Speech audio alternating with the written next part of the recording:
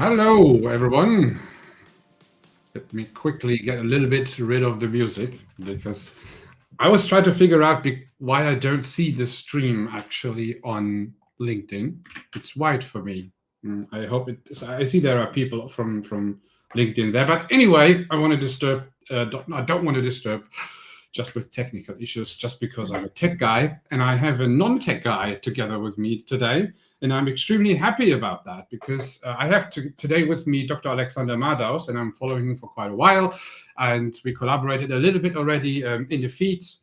And he's a leadership trainer, and in my opinion, a very, very, very good one. And the reason for that is quite simple, because he is very on the point, very direct when it comes to fundamental leadership. And this is when you follow me, you know I'm pretty much liking that as well. Even though I think I'm a little bit softer in tone, but sometimes you need a little bit the tone which helps you a little bit more to focus. Some people need more focus. That's how things are. And now I don't want to waffle around here. I would like to pass the word to Dr. Alexander Madaus, who is actually here the first time. And I hear myself, and I'm wondering, who are you? And what are you exactly doing in the leadership space? What's your story? Yeah, thank you for having me first. Yeah, what's my story? I was once called the most interesting guy in the world, which is obviously not true, but I think it's quite a journey. I started this journey right after I finished school. So the German Abitur, I was just 19, just turned 20 after finishing school, 1987, quite a while ago. And a couple of months later, I joined the German military because I wanted to challenge myself. I wanted to learn where my barriers and boundaries are. And at the same time, when I started off this career in the army, I founded my first small business in the security space in Munich back then. Did everything from, just shoplifters to personal security. And that was my first encounter with entrepreneurship. No internet, no cell phones. If you wanted to acquire customers, you had actually to talk to people, go somewhere, call someone, write a letter, do all that weird shit nobody wants to do anymore these days. And at the same time, I was for 4 years in the military. I had my first foundational leadership training because I was a team leader in the army. That was not bad, but definitely military organizations who do a lot better than the German ones. I just have to say that. And the business I built during that time helped me to pay for my med school, which I started in 1992. Right after I left the army.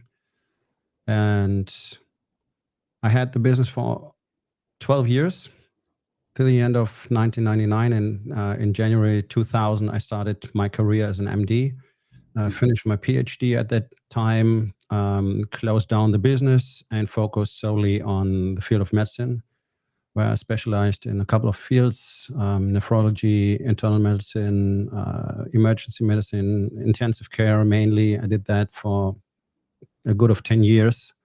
Intensive care, emergency medicine, that's a lot of chaos, scarce resources always, especially human resources are very scarce. A lot of pressure, and you have to be very focused, very structured, very good in decision making, on point.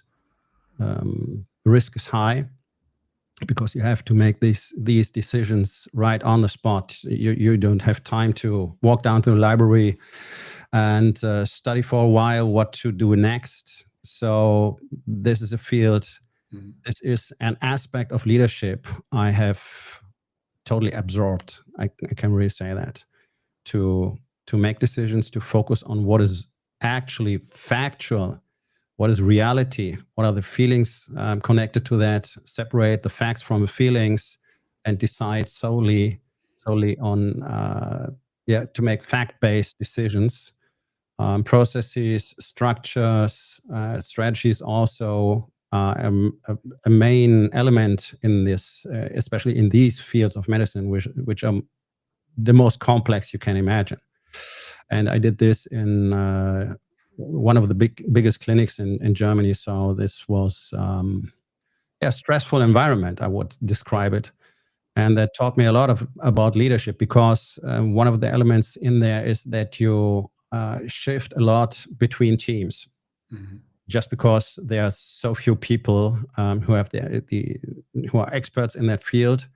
And so one day you're here, next day you're there, and you always have to encounter new people, new teams, and you have to start leading right away and to build trust and relationships right away.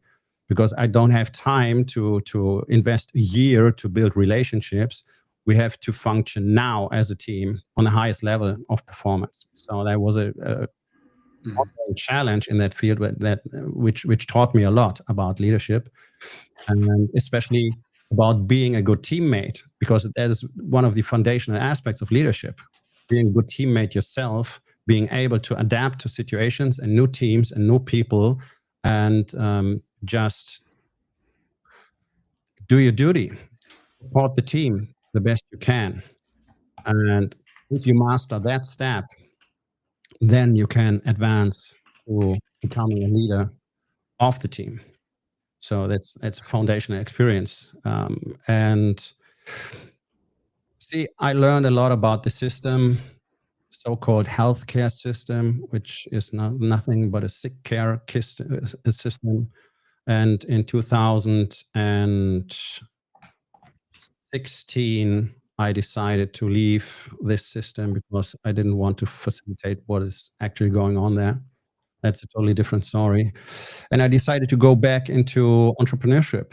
And in 2015, overlapping with my medical career for a year, I founded a small box gym in Frankfurt back then, the most expensive gym in the area back then. So nobody can talk to me about how high price selling is working and how it's not working for him in this special branch. Had that till 2019, sold it, started coaching business already in 2016. While I was on my own journey, next step in my life, and 49, I started again finding out who I really am and what I really want. And I realized the gym is cool, but that's not what I want to do to the end of my life. And so I advanced to first coaching of entrepreneurs and businessmen. And 2 years ago, I started focusing solely on the field of leadership to teach the character traits you need to have as a leader, which is especially important, of course, for every leader, but especially important for the entrepreneur, for the businessman who owns a business, because your business is, if it thrives or fails, that is just a leadership question. It's not a question of strategies or processes. That's all important, but it's solely a leadership question. And I help implementing in the higher levels of leadership teams. I help implementing the concepts and strategies and fundamentals of leadership in the companies so that they can then function as a multiplicator and teach that throughout the company. And it's just a rather historical fact that the best and most successful companies over long periods of time, over decades, are the ones who have the best leadership. That's it. That's impressive. And I have several questions noted already, which I'd like to ask you regarding on that one. First of all, I just put a caption on the screen. Everyone can ask questions to any time. We will answer those. It's no thing. So please toss us some questions. The first would be that you talked a lot about self-discipline. So that self-discipline is the precursor of becoming an actual leader in role. So which means that, or in simpler words, you need to be able to lead yourself first before you actually lead others. So was that something you saw basically through the bench in all your companies, in not even, let's say, not only companies, but actually every form of group you were in so far? Yes, absolutely. So this is kind of this mainstream calendar thing. You have to lead yourself before you can lead others. So everybody knows that, but nobody's living that. That's a real problem. I mean, leadership is intellectually not very challenging. It's rather simple concepts and rules you have to start to internalize and really live by, and then leadership becomes at some point, let's say, easy. So it's simple, not easy, as they say. So you need a lot of training, you need a lot of experience, but the stuff we're talking about is really not that complicated. That's not rocket science. The challenge is to develop their own character to that point where you live by, I call it this code, where you live as a leader every second of your day, every second of your life, and you accept the challenge that this is a journey that does end with your last breath. So it's not, you don't reach a point where you're a leader. You get the badge or this certificate on the wall. So now I'm a leader. And there are people that hand out leadership certificates. Yeah, it's horrible. Let's not talk about that. And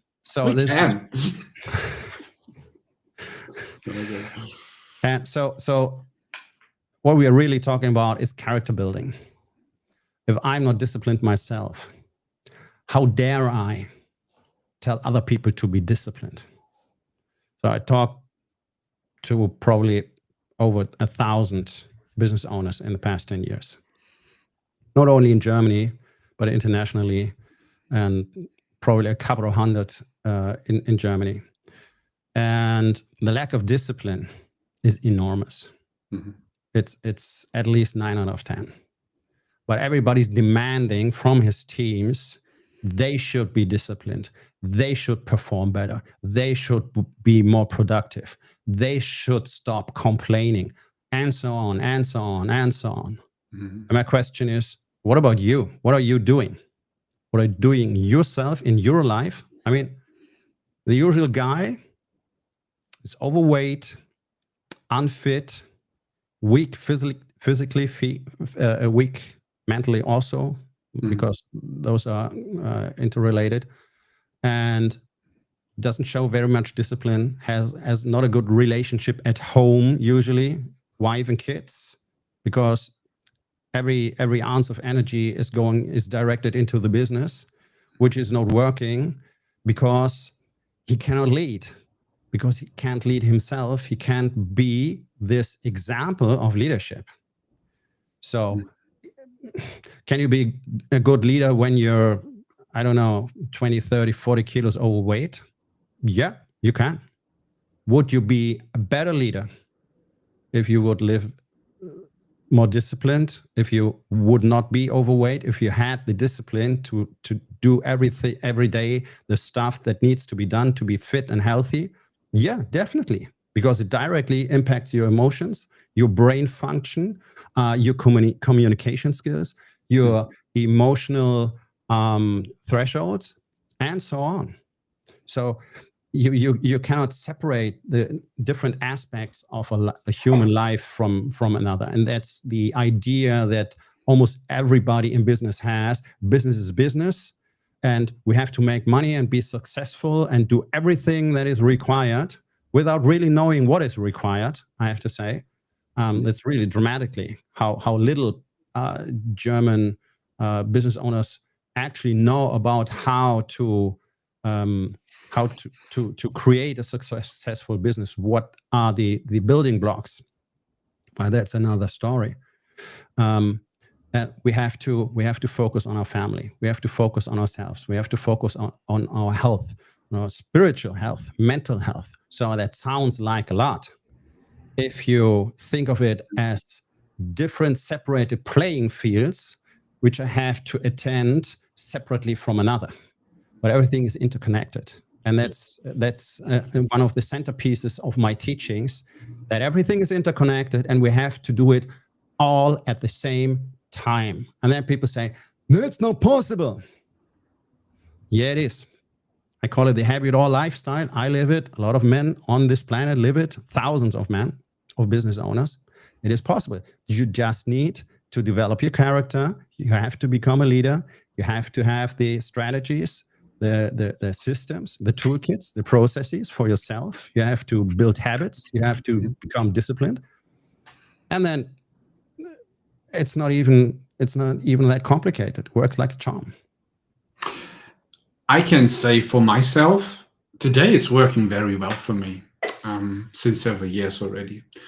For the most part of my life, it wasn't really, because what you said right now I wasn't even aware that these things exist in that way. So for me, life was I would call it today, I really like the Stoic approach here and the approach of Steven Pressfield, which is the turning pro moment or the rebirth. So you start, or everybody on this planet starts as a product of society, how you grew up, how your parents were, in which religion you may grew up, those kind of things will coin you in the first part of your life. I would say most people stay like that. And there are some people who feel the urge, Steven Pressfield calls that the muse, the Greeks as well, the Stoics. It's the power this power which pulls you. It tells you you are not where you're supposed to be. And there is the counterforce, the resistance, which tells you, you're fine here. Let's go watch Netflix. All good then. And you are in between those both forces. Those are not you. You are the self. You are in the center of those. And I think that the people who feel that they need to go on a journey, they need to start to change something, will go on a journey which is extremely hard in the beginning, because you basically change, it feels like you change everything. But once you are on that journey, once you get used to it, once you get used to overcome resistance and follow the muse and understand this as the signal to noise ratio, these kind of things, as soon as you understand this, you really feel that is what my purpose is. That is, even the closer you get to that point, the closer you get to the meaning of life. That's an interesting part for me. So this is my spiritual side here. That is what gave me the purpose and the meaning of my actual life. And I knew that what lies behind me is definitely exactly not that. So, and then it's basically the point where the Stoics say, this is the point of rebirth. So that is where you get into your second life. And that's the life you are supposed to live. That's the life where you are in control. So the Stoics, they always basically, they only see what you can control, your actions and your reactions. Everything else is indifferent for you. And that's of course, sometimes a little bit extreme, or it looks like extreme, like you can't be indifferent to any other. You can. Actually, you can, because you cannot control everything. You can only control yourself, and you can influence some other things. But that's one of the issues which contradicts the idea of discipline for most people, is that they see way too many things. They have so many things on mind which they cannot control, like the news. Like when people talk about politics, like about a football game, like the backseat commander, like telling all these kind of things, but in reality, they can't influence that, and even if they could, they don't. So it is a little bit like they have the feeling, I have changed something, but then nothing actually happened. In their mind, it's a little bit like a dopamine kick, but the real dopamine kick from doing something which is actually your purpose was never given. And I have to be honest, I was living the majority of my life, or the most part of my life, like that. Even though I always had this drive to lead people, I never have done that on a professional level, which was a mistake, in hindsight, but I don't regret it because I have accepted how I was, and I changed something several years ago. And then I got to my turning pro moment, and I don't have a problem anymore to tell what my purpose is. I exactly know what it is. I can point it out, I can pitch it, it's no problem whatsoever. And this is what I really liked when you told that. It was exactly the story I saw myself in. And I had for quite a long time in my life the problem that I didn't understand why, especially in recent years, of course, why people don't want to go this way. As soon as you start with that, especially on the family table, friends, colleagues, people of your local societies, so-called local community, well, if you start those topics, you see resistance basically everywhere. It is like jumping on you. It is even developing some kind of social resistance against you. It's like the resistance of multiple people join up as a force against you, and that is intimidating sometimes when you see that. It is like, what the hell is going on here? So why is no one really understanding what I have to say here? And that is, I think, became part of my personal mission. And as far as I can see or hear out of what you say, it is very, very much your purpose as well. So as I understood, you went through several things you have built up, and it sounded to me with a lot of discipline, right? But the actual purpose came later in your life. Was it like that? So what was your turning pro moment? You've said so much I want to talk about. I hope I can remember some of that stuff. Very interesting. What was my turning pro moment? I guess I had several in certain aspects of my life. So for some reason, my mother had this intellectual connection to Asia, especially to Japan. I don't know why. So she decided when I was 4 years old, judo would be a good sports for me. So I was a very, very active child. I was also a very, very scared child for a long time in my life, till I was end of my teenage years, or mostly. So she decided would be a good idea. So I came in contact with those philosophical concepts, and also this idea of being a student to just do what you're told, but in a different way than in our school system.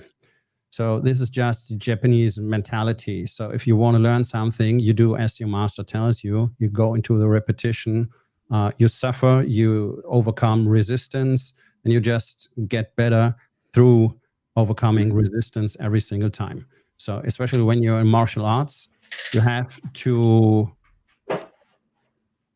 compete every single time. So you have your sparring partner, you especially judo, you cannot train without a partner. So you throw him around, he throws you around, you bruise yourself, you experience pain, you experience failure, if you want to call it that. So that was very inspiring to me at an early age, but I didn't really know how to use it. But I was always someone who would train very disciplined and would just perform. Mm-hmm. And then later in my life, I came in contact with the iron, as who was it? Henry Rollins put it so elegantly in one of his texts. The iron always sees you for who you are and will never betray, will never lie to you. 200 pounds are always 200 pounds. It's a great quote. I love it. So I learned to challenge myself there. If you want results, you have to go through the resistance. It's called resistance training, weight training. And then I decided to join the military because I wanted to be challenged. I wanted to see how far I can go. Mm-hmm. So I would define those three already as turning pro moments. It was not the turning pro moment, but every single phase of my life, discipline was what got me the prize in the end. So going to med school in Munich with actually no financial support whatsoever. I was working every single day for 7 years. There was not a single break. So nobody can talk to me about, I have so much work to do, I have so little time. I was doing training 5 days a week at least.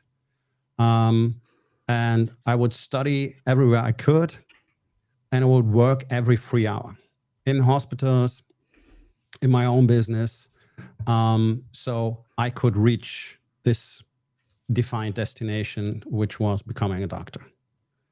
So I was kind of always in this pro moment, but the same thing you said, I was always living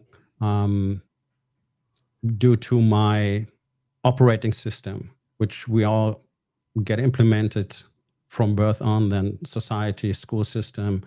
This is how things are. This is what you have to believe. This is how the world works, and this is important, and this is not, and this is not for you. And don't be so cocky. Don't be so arrogant. You're too much. Scale down your energy, and all that shit. And exactly, that's what everybody experiences. This enormous amount of resistance of people who cannot understand what you're doing. And you put it right on the point. You don't know what you don't know. So people don't even realize that there is a question to ask. All those ideas in my head, where do they come from? How do I know that things are supposed to be that way? And is there another way? Is there another possibility? That's what usually the entrepreneur does, the business owner does. A different way, not getting a job and being dependent, but creating my own, being independent, creating my own freedom, But still, there are so many elements of this operating system that just leads to a very narrow perspective. I want to put it this way. Because nobody questions the operating system that has been implemented, and this is updated the way you said. All those news and all those information that are presented every day to us, those are just updates to the operating system to keep people at bay, to keep them operating the way that they operate, and not to question their own reality. And that's actually the point. Mm-hmm. To have the realization that I have to challenge what I perceive as reality, because most people in our society are living in a complete unreality. Nothing is real what they believe. And that's why they don't see the chances and opportunities of just being different, doing different things, and then having different results. For example, being disciplined, creating different results for myself by just doing the shit that has to be done to create those results, e.g., being disciplined. So the main question that is driving people is, do I like to do that? Do I want to do that? And they have this wrong perception that if I don't like to do that, it cannot be good for me. Mm-hmm. And this is what separates them from their purpose, because I can give everyone out there his purpose, her purpose. It's just becoming better as a human, so you can have more impact and be a better teammate. Let's put it that way. So this daily improvement means to do things you don't want to do most of the time, but you have to do them, like working out, like eating healthy, like not watching Netflix for hours, doing the work, learning, studying, not stopping, accepting challenges and stuff like that. And to ask that question, what is my reality and how could I alter that? That is the point that is kept from people deliberately, because the more people get this concept, the more unstable it becomes for those in power, because you cannot control people who challenge this current perception of reality, which is unreal.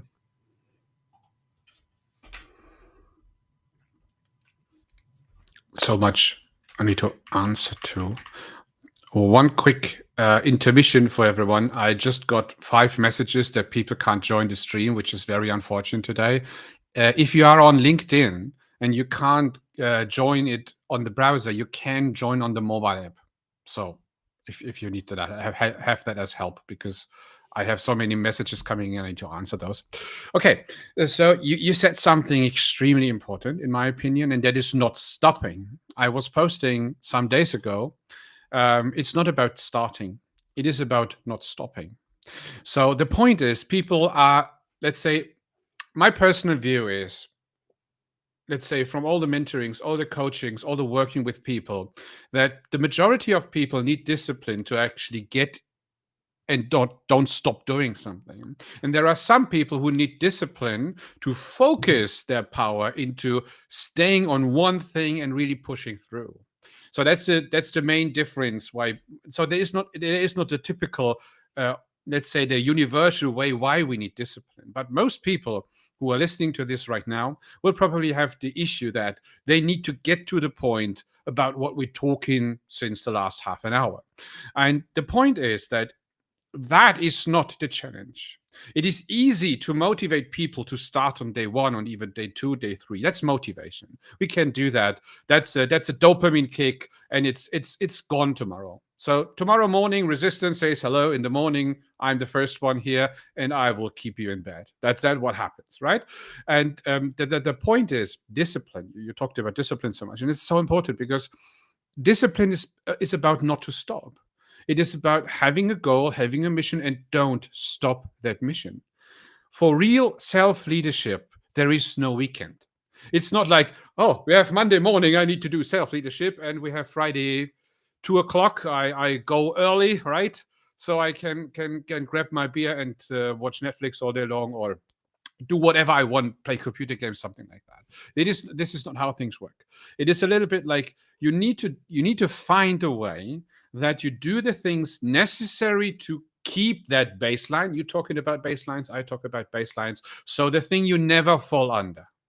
You don't need to have a high baseline, but you need to have a baseline which is equal to discipline, which will bring you forward, and never fall below that. So I, for example, have a baseline. I define my baseline, or actually I've defined my baseline, but I think about my baseline every day in my book. I have always with me in this little tactical badge here. There is my journal. I have that always with me. And I define every day my 3 to-dos, my sport, and what I want to brag about, and some thoughts. That's what I do every day. Basically, literally every day. And I have there inside, and I really think about, what will I be able to do today? And what do I need to do today? So it's a little bit like, I always have this is like always the resistance versus muse. So it never went away from me. Those both forces are still there. The difference is I can control both. The thing is, I'm a little bit neurodivergent, which means that I have a lot of muse. I'm distracted very, very quickly by nice things, right? So if I have a thing like, oh, that's interesting, let's talk about AI. Oh, there's a leadership topic. Let's go to this one. And this is my life.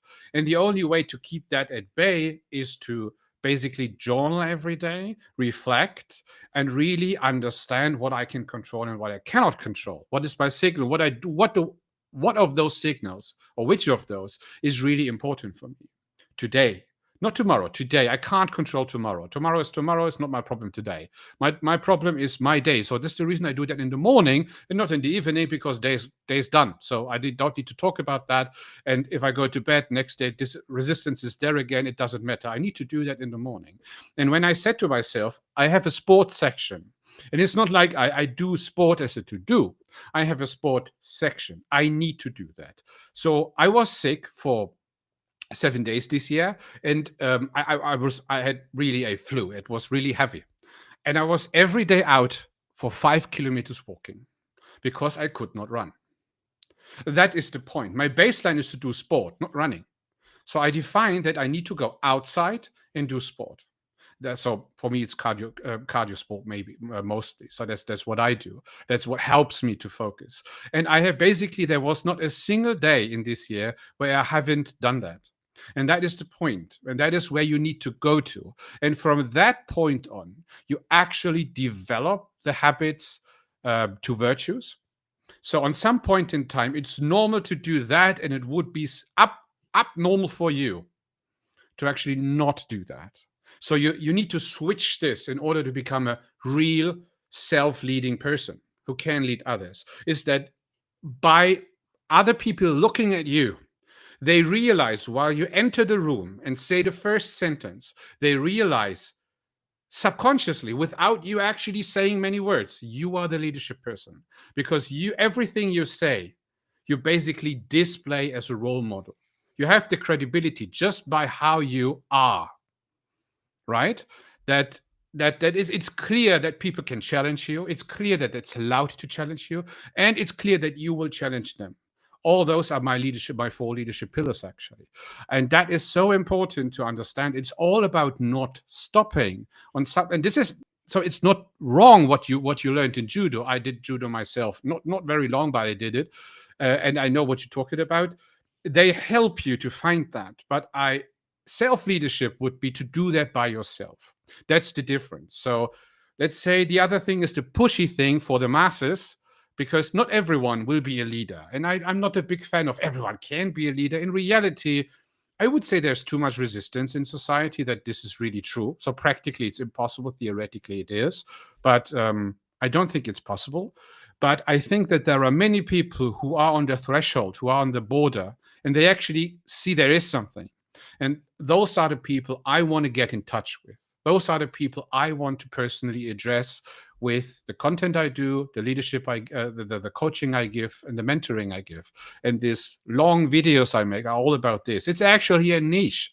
It is not for the masses. Most people, I personally think, don't really understand what I say there. Yeah. Absolutely.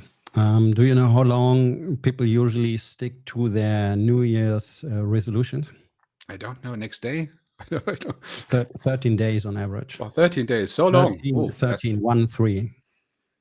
So that's not very long, because it's exactly as you said. And my first mentor in the fitness industry always had this phrase, just stop stopping.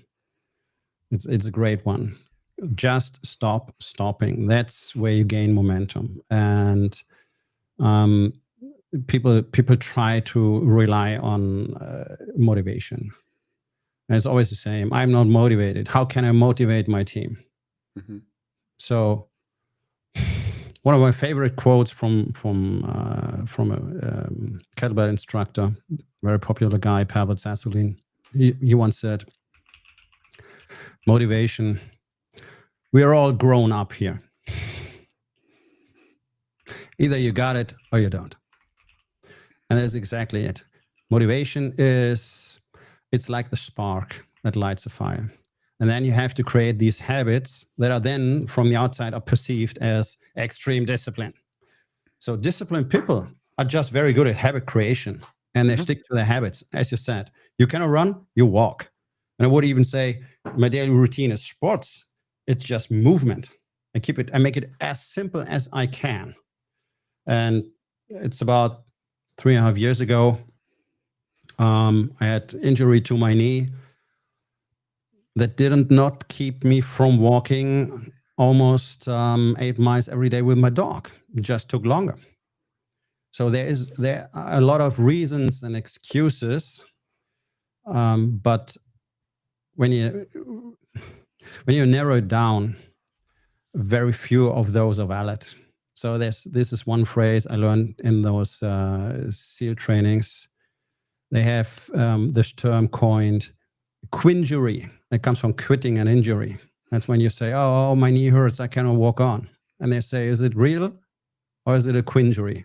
Because I can quit if I pretend I'm injured. You know what?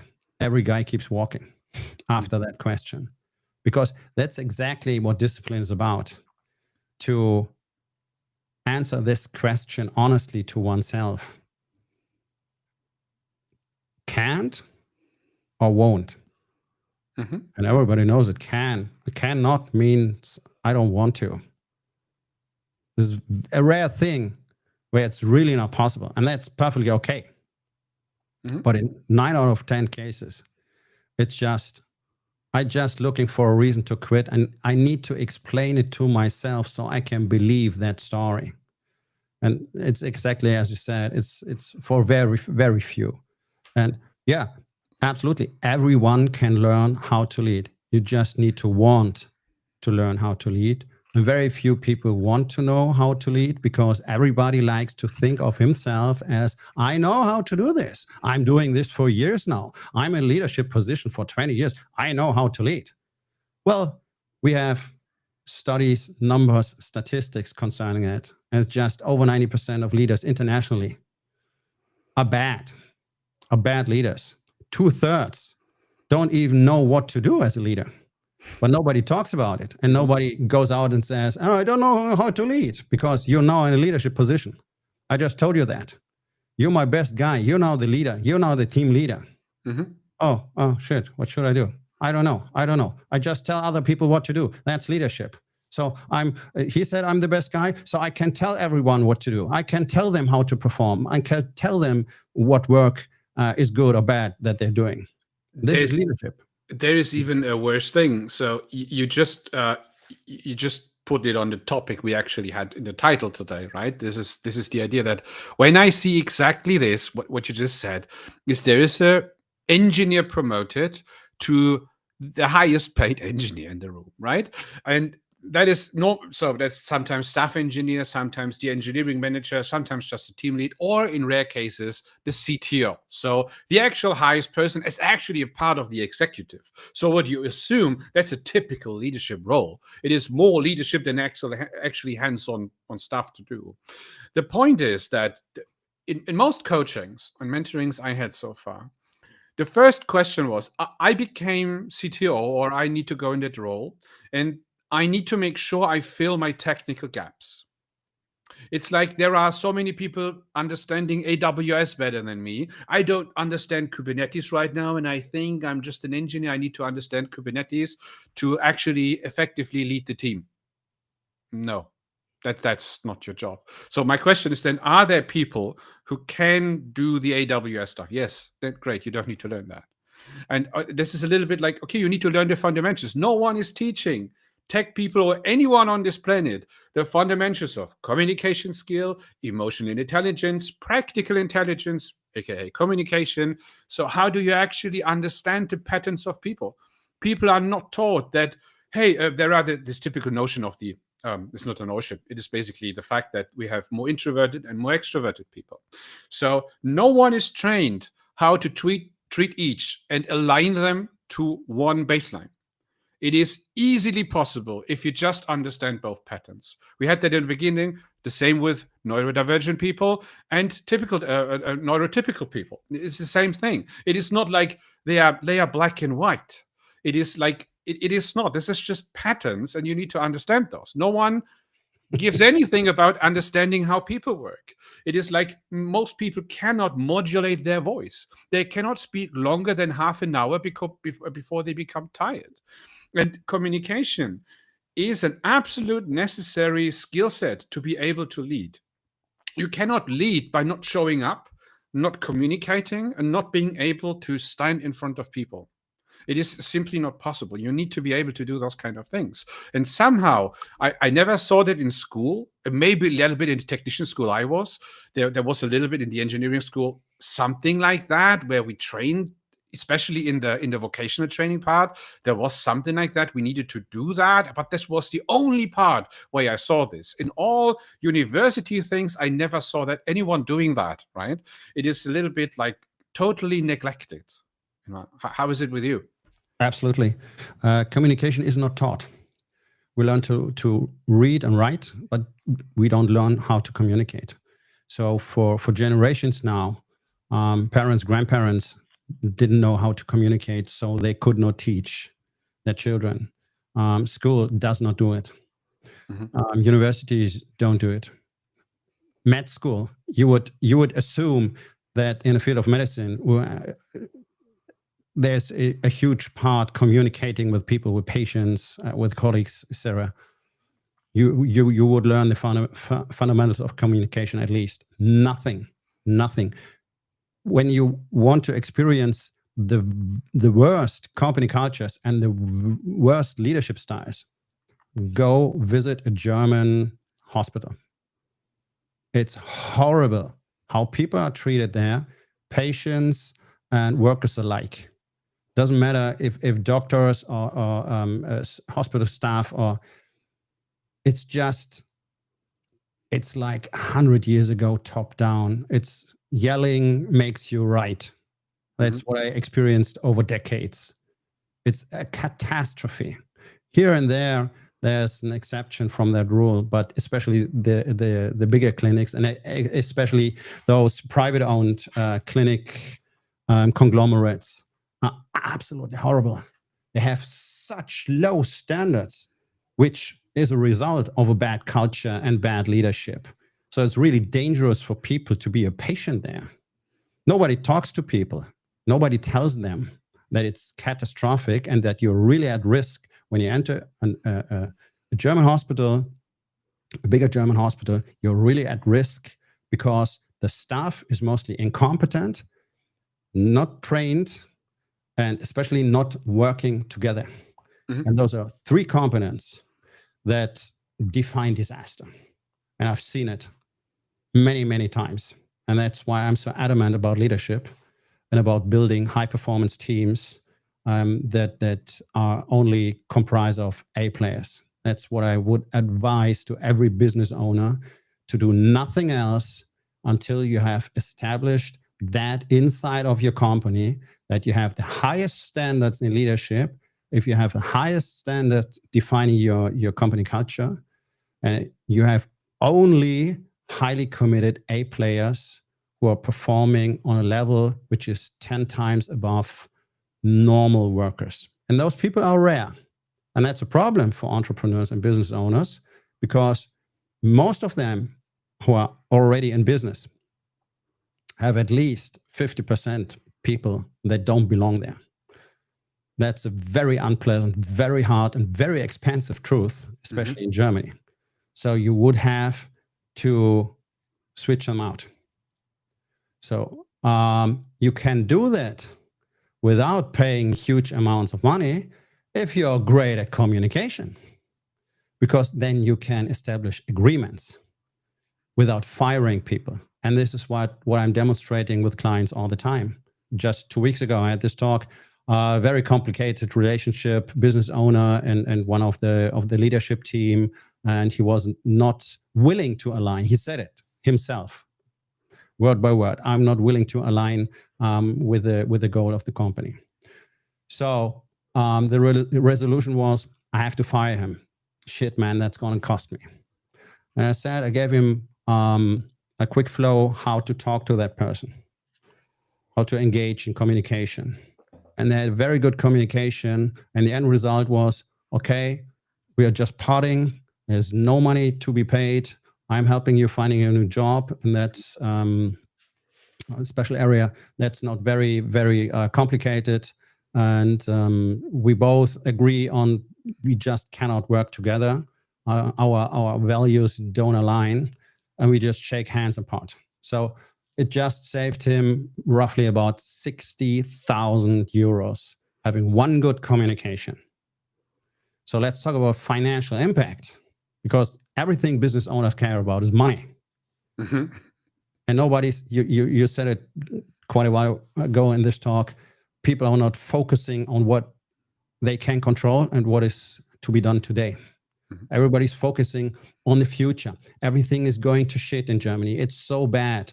Everything is getting more expensive. Inflation is skyrocketing, energy costs and politics. That's in the future. And some of that stuff might come, especially exactly as we tried, as we foresaw it. But what can you do now to handle those challenges in the future?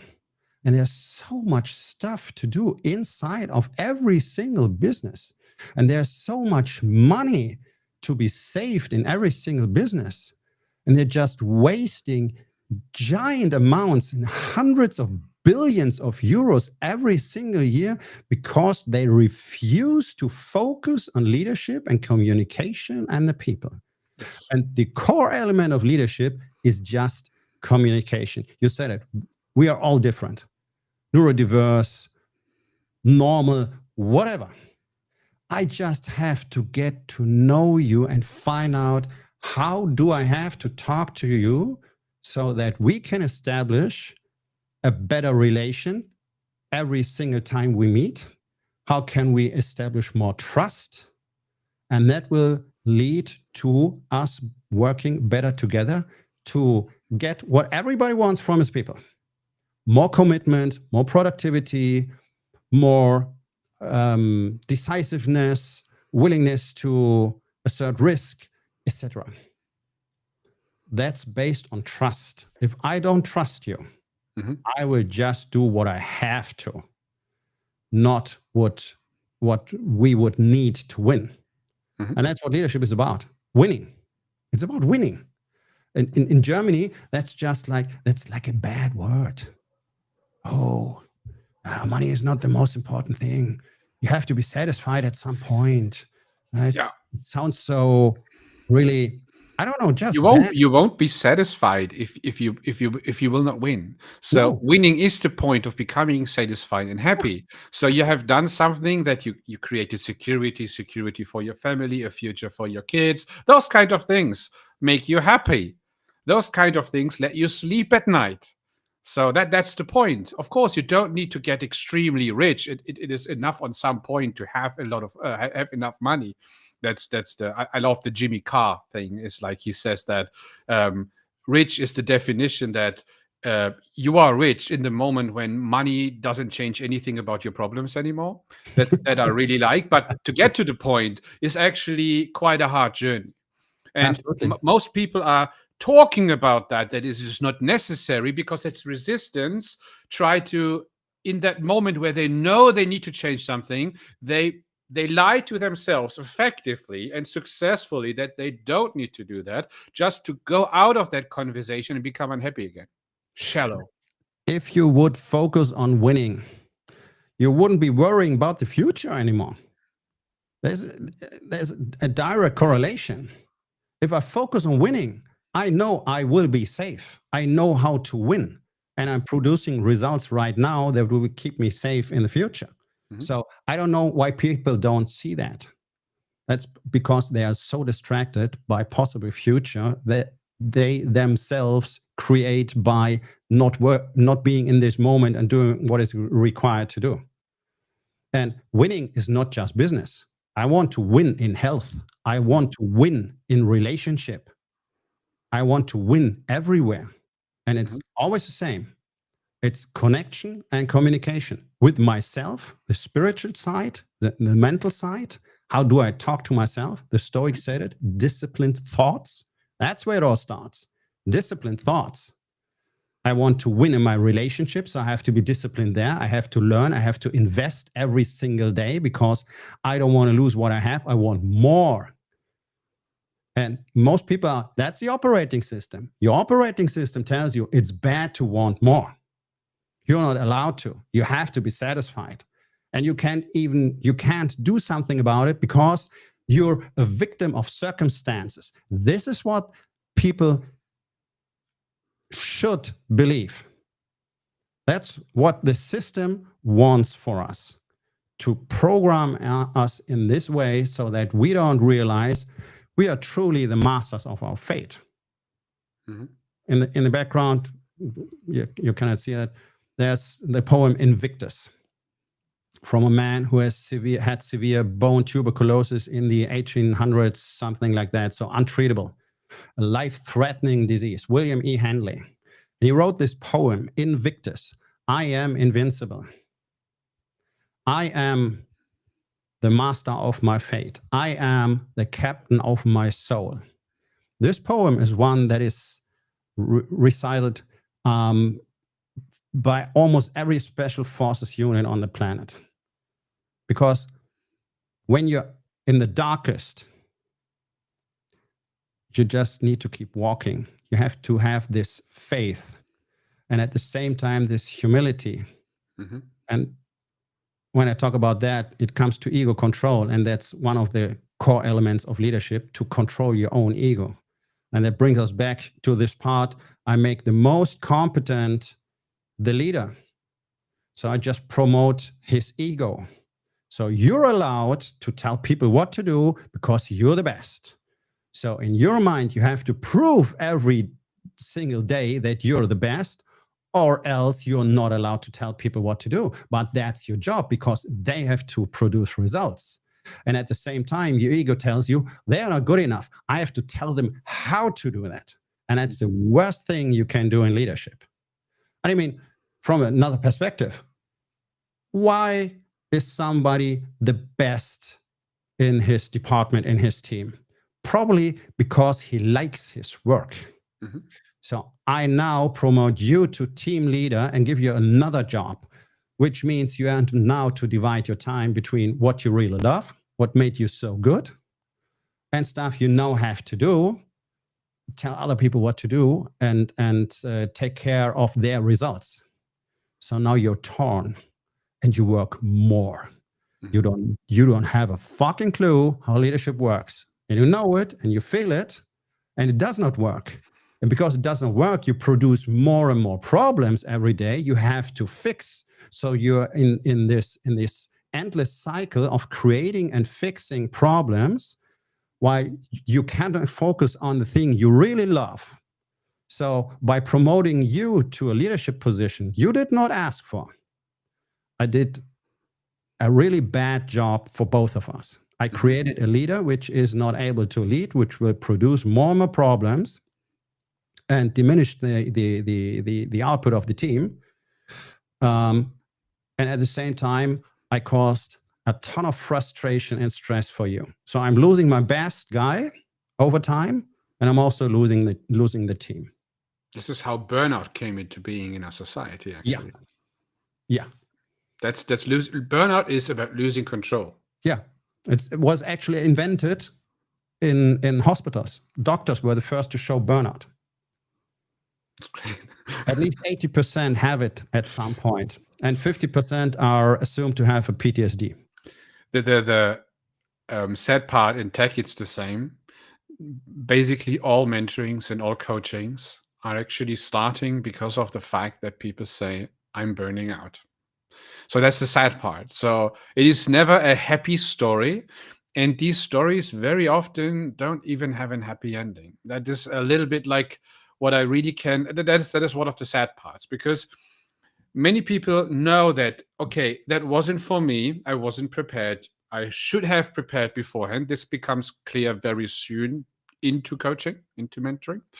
But the actual part where I need to change to that kind of person is often like, I realize I don't want to. And that's okay. That's actually a happy end as well. Yeah. But it is sad that the people realize it in such a hard journey of hard learning, or learning the hard way, that it really saddens me very often to see what actually happens there. What happens on that? There was a story with a high-level CTO at an American company, and there was this, as I said in the beginning, need to learn about technology, just a business person, don't know tech, I need to learn tech in 2 weeks, and these kinds of things. We overcame that, and then the typical alpha guys, the typical problem in the software industry where the techies are there and they are very dominant, and they have a team of 6 people, and just one person is talking and everyone is waiting for the approval of that one person, and you need to deal with that person. But everything you say in the team when you are a bad leader is actually, going to that person. No matter to whom you speak, you basically always speak to this one person. And this is a little bit like a cancerous situation in that moment. And people are simply not capable of doing that. I need to offer sometimes I can join those sessions, but actually in that moment, I know we are here at the very problematic state. Those are the things you really don't want to be in. This is the reason why I often say you need to learn leadership before you get into that role, because most of the things is basically we deal with the problems which already happened, while I think good leadership training should have before or should happen before that. So you wouldn't even have such a person in the team. You wouldn't have such a person or a culture like that being cultivated, because people think, oh, this new culture thing, it is new that we need to develop cultures now. No, you need to develop a culture with intention instead of just letting it grow by itself. This is the same with a garden. You can let the garden just grow. Many people like wild gardens, but it's a wild garden. You can't walk through that anymore. It will be completely wild, right? And that's the very same thing with human beings. And it is extremely hard. The longer this garden grows, right, the harder it becomes to get it back to normal. And on some point in time, you can't. You need to basically plane it and start again. And this is where things really become hard. This is where CTOs suddenly get into a situation to fire people, which is way easier in America than here in Germany, and then to replace them with A players, but they don't change anything about the foundation. So they get into the very same but different situation. That's so funny about it. It's actually not funny. It's just the second sad part. But this is where I try to actually help to understand that you can avoid that. It's not only that the engineer can avoid that, the leadership person can avoid it, and the CEO of a company who is not a tech person can avoid that. But it is very often already there the problem that this person is very ignorant to what happens to tech. Tech is still a department, while most companies are tech companies and tech is a department. How can a central core of a company be a department? A department. So there's a line in between, a gap, and then there's this one person talking to the outside world, and everyone else in the team doesn't know what actually happens with a product on the market. That is so bad. That's called or I call that the gap between business and development, and that is a sign, a symptom of extremely bad leadership. So it's not like there's no leadership, there's bad leadership. So there's no ways and nowhere like a lack of something. There's lack of good leadership, but there is a form of leadership. There is a form of habit, and this habit is a bad habit, or there's a lot of bad habits, or even bad virtues.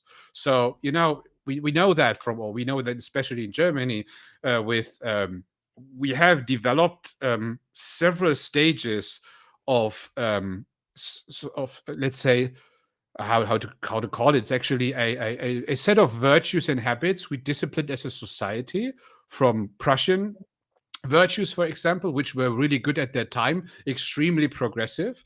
And then we got into several other stages and into the golden age of Germany, which was starting from 1960.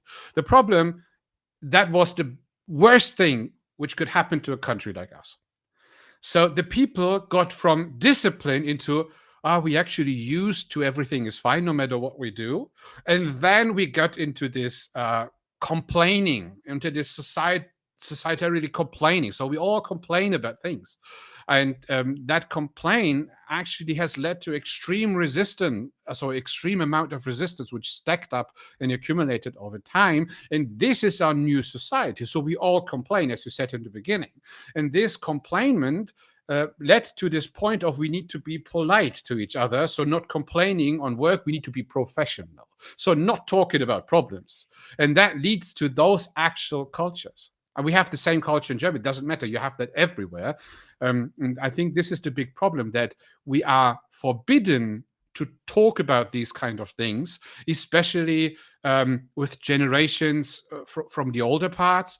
So we have this diversity between the newer generations and the older generations. And sometimes I even say that I understand the newer generations, why they act like that. I'm a 𝗟 generation. I'm in between. So the micro generation in between. I grew up in this typical old discipline world. I even make a normal business training there, normal vocational training. I had a master, these kind of hierarchies, actually quite high power index level. And today we have low power index level, and people cannot understand why these things are now like that. And they blame the younger people, that the younger people are responsible for the current situation, while the people were there for 40, 50, 60 years in charge. suddenly they don't see themselves responsible for what happens today. And this is this finger pointing, this blameful society we have is one of the big reasons, I think, why we have so many bad cultures in companies, in families, amongst people everywhere, actually. Absolutely. We as a society got used to pointing fingers at everyone and everything. And that's exactly the opposite of leadership. And that brings us back to this foundational point. Self-leadership means I cannot blame anything or anyone for my results in my life. I'm responsible. I'm responsible how to deal with what politics does, with the energy pricing, with inflation, with how difficult it is these days to really make business, because nobody wants to do business anymore, because everybody's so scared. Nobody's taking responsibility for his results, for his outcomes. And that's exactly what happens inside of the companies. You have bad leadership from the top. There's always a guy on the top. It's always the business owner, the CEO, who's responsible for the whole organization. Mm-hmm. So if you try to teach or coach certain elements in an organization, the system will always fall back into its natural state, which is defined by the person at the top, because he defines leadership, culture, values, etc. pp. And that's nothing but words or PDFs for most companies. It's maybe one of hundreds was really doing differently. And in this setting, nobody really cares for leadership, because everybody thinks leadership is top-down management, telling people what to do. And this is what we do in Germany for 100 years right now. And 100 years ago, work psychologists wrote down, this is not going to work long-term, what we're doing in Germany. We're not treating people as humans. And this is what the younger generations, especially Gen Z and following, demands. They demand to be treated and to be seen and to have this. They have a very different upbringing. They are very insecure and feeling unsafe because they mostly grew up with little screens and cell phones and social media, and a lot of those Gen Zers have difficulties speaking directly to people face to face. So there's a statistics from the US that shows almost half, 48% of Gen Zers are feeling insecure every single day at the workplace. So now it would be easy to say, yeah, just man up. So who created this generation? It was my generation, your generation, that creates the following. So who's responsible for the way they live, they act, they behave, they see the world? They have not been introduced properly, and they have developed their own perception, which is not at all a bad thing. There are a lot of pussies in that generation, okay? But most of them just need more time, and they just need to be led by example, to see what is possible and how this makes sense. Not just to tell them, man up yourself, show them what your level of discipline can produce as a result, why it is good for a community to have disciplined individuals who share values, who share a certain culture, who have open and direct way of communicating, who show real candor, and who are just focusing on winning as a team. So what we see typically in companies, it doesn't matter what branch, is this team versus team. So it's just sales versus production or versus programming, and it's marketing versus sales and programming, and everybody's versus HR, and nobody's working together because nobody knows what the others are doing. And in most cases, they don't even know what they are doing, what they are contributing to. I'm just doing my job. I don't know what this company really does, what it accomplishes for our customers. That's 70% of the people. Some KPIs, that's it. Yeah, I just know my numbers. Yeah, okay, cool. What is the company doing? What is the effect with the customer? I don't know. I just do my job. So how do you expect people to really be on fire? And what is an A player in the minds of those so-called leaders? Someone who Somebody who's doesn't highly complain. proficient in what he does. That's not an A player. That's an expert. An A player is somebody who is contributing to the team at all cost, who is supporting the team at all cost, and who is willing to do everything so that the team can win, not that he can win. And you said leaders have to have training before they assume a leadership position. And that's what I always say, at least 100 hours of very differentiated and really life experience-based leadership training should be mandatory for everybody who assumes a leadership position. And it all starts with top leadership. So if you're the best programmer in the team, and I want you to be the team leader because I see you're also good with the team. When you're there, they're performing better. That would be an aspect I would say, I think he should be in a leadership position. We have to sit down and have this conversation about that you cannot do your job as you're used to it. So you have to agree to tone down significantly on your own performance and be okay with that, because your job is not to be the best programmer anymore. Your job is now to get the other 5 or 6 or 10 guys to be the best programmers, the best programming team, which means leverage. So you're this lever and they are this lever. So this is what we want. So I sacrifice a part of your performance to have more performance in the team. And it's just simple math. And that's what is really surprising me every single time. Most business owners are so incredibly bad at simple math because they cannot do the simple calculations. What is my invest and what do I get? So I'm looking for all the best in the field, which usually have the biggest egos. So it's extremely hard to find top experts who are perfectly together as a team. There are places for those people. And that's a lesson Navy SEALs learned in a really bad way, because back in the 80s, beginning of the 90s, that was exactly what they thought would make great teams. I get the best rock stars, put them together, and I have a great team. And what you have is just an assortment of rock stars who don't care for the team. And everybody wants to be the best. And that's what destroys a team. And then they suffered losses. And they had to learn very, very quickly. And they did. That's one thing the Americans really are good at, to learn from mistakes at a rapid speed. They had to learn that we don't need guys who are the best at what they do. We need the guys who can build the most trust inside of the team. And then we get the maximum performance of a team. And that's the difference for all the military nuts out there, if there are any. The difference between a Delta Force operator who is primarily going solo because he's really, really bad as a team guy, but he's great as a solo rock star. And you can send him on missions teams cannot do. And a SEAL team, which the single team members are still very capable operators, but nowhere near a Delta Force operator, because that's not what they are built for.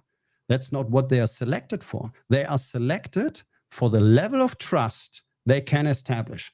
Everything else can be taught. I can make you fitter. I can make you stronger. I can make you a better shooter, whatever. That's what I need.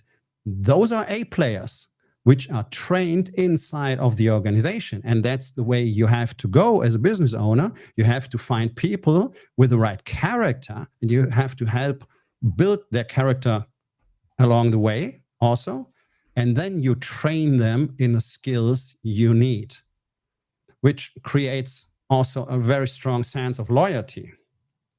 Because you have taught me everything I know. I'm connected to you. You did me a service. And you did this knowing that I could take all you taught me and do my own thing. So I'm totally autonomous at this point. I decide I want to stay here, although I could do my own thing because I'm that good. That's culture. That's what Richard Branson said. Everybody's a big fan of Steve Jobs, Richard Branson. People read their biographies and know how to cite them, but nobody's really thinking about how to do that in their own companies. Chauffeur knowledge.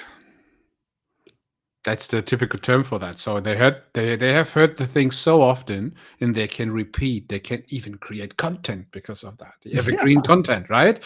Yeah. But if they need to come on stage and discuss it with you about experience, there's basically nothing. There's the big void, because they were just chauffeurs. They were just with the people talking that.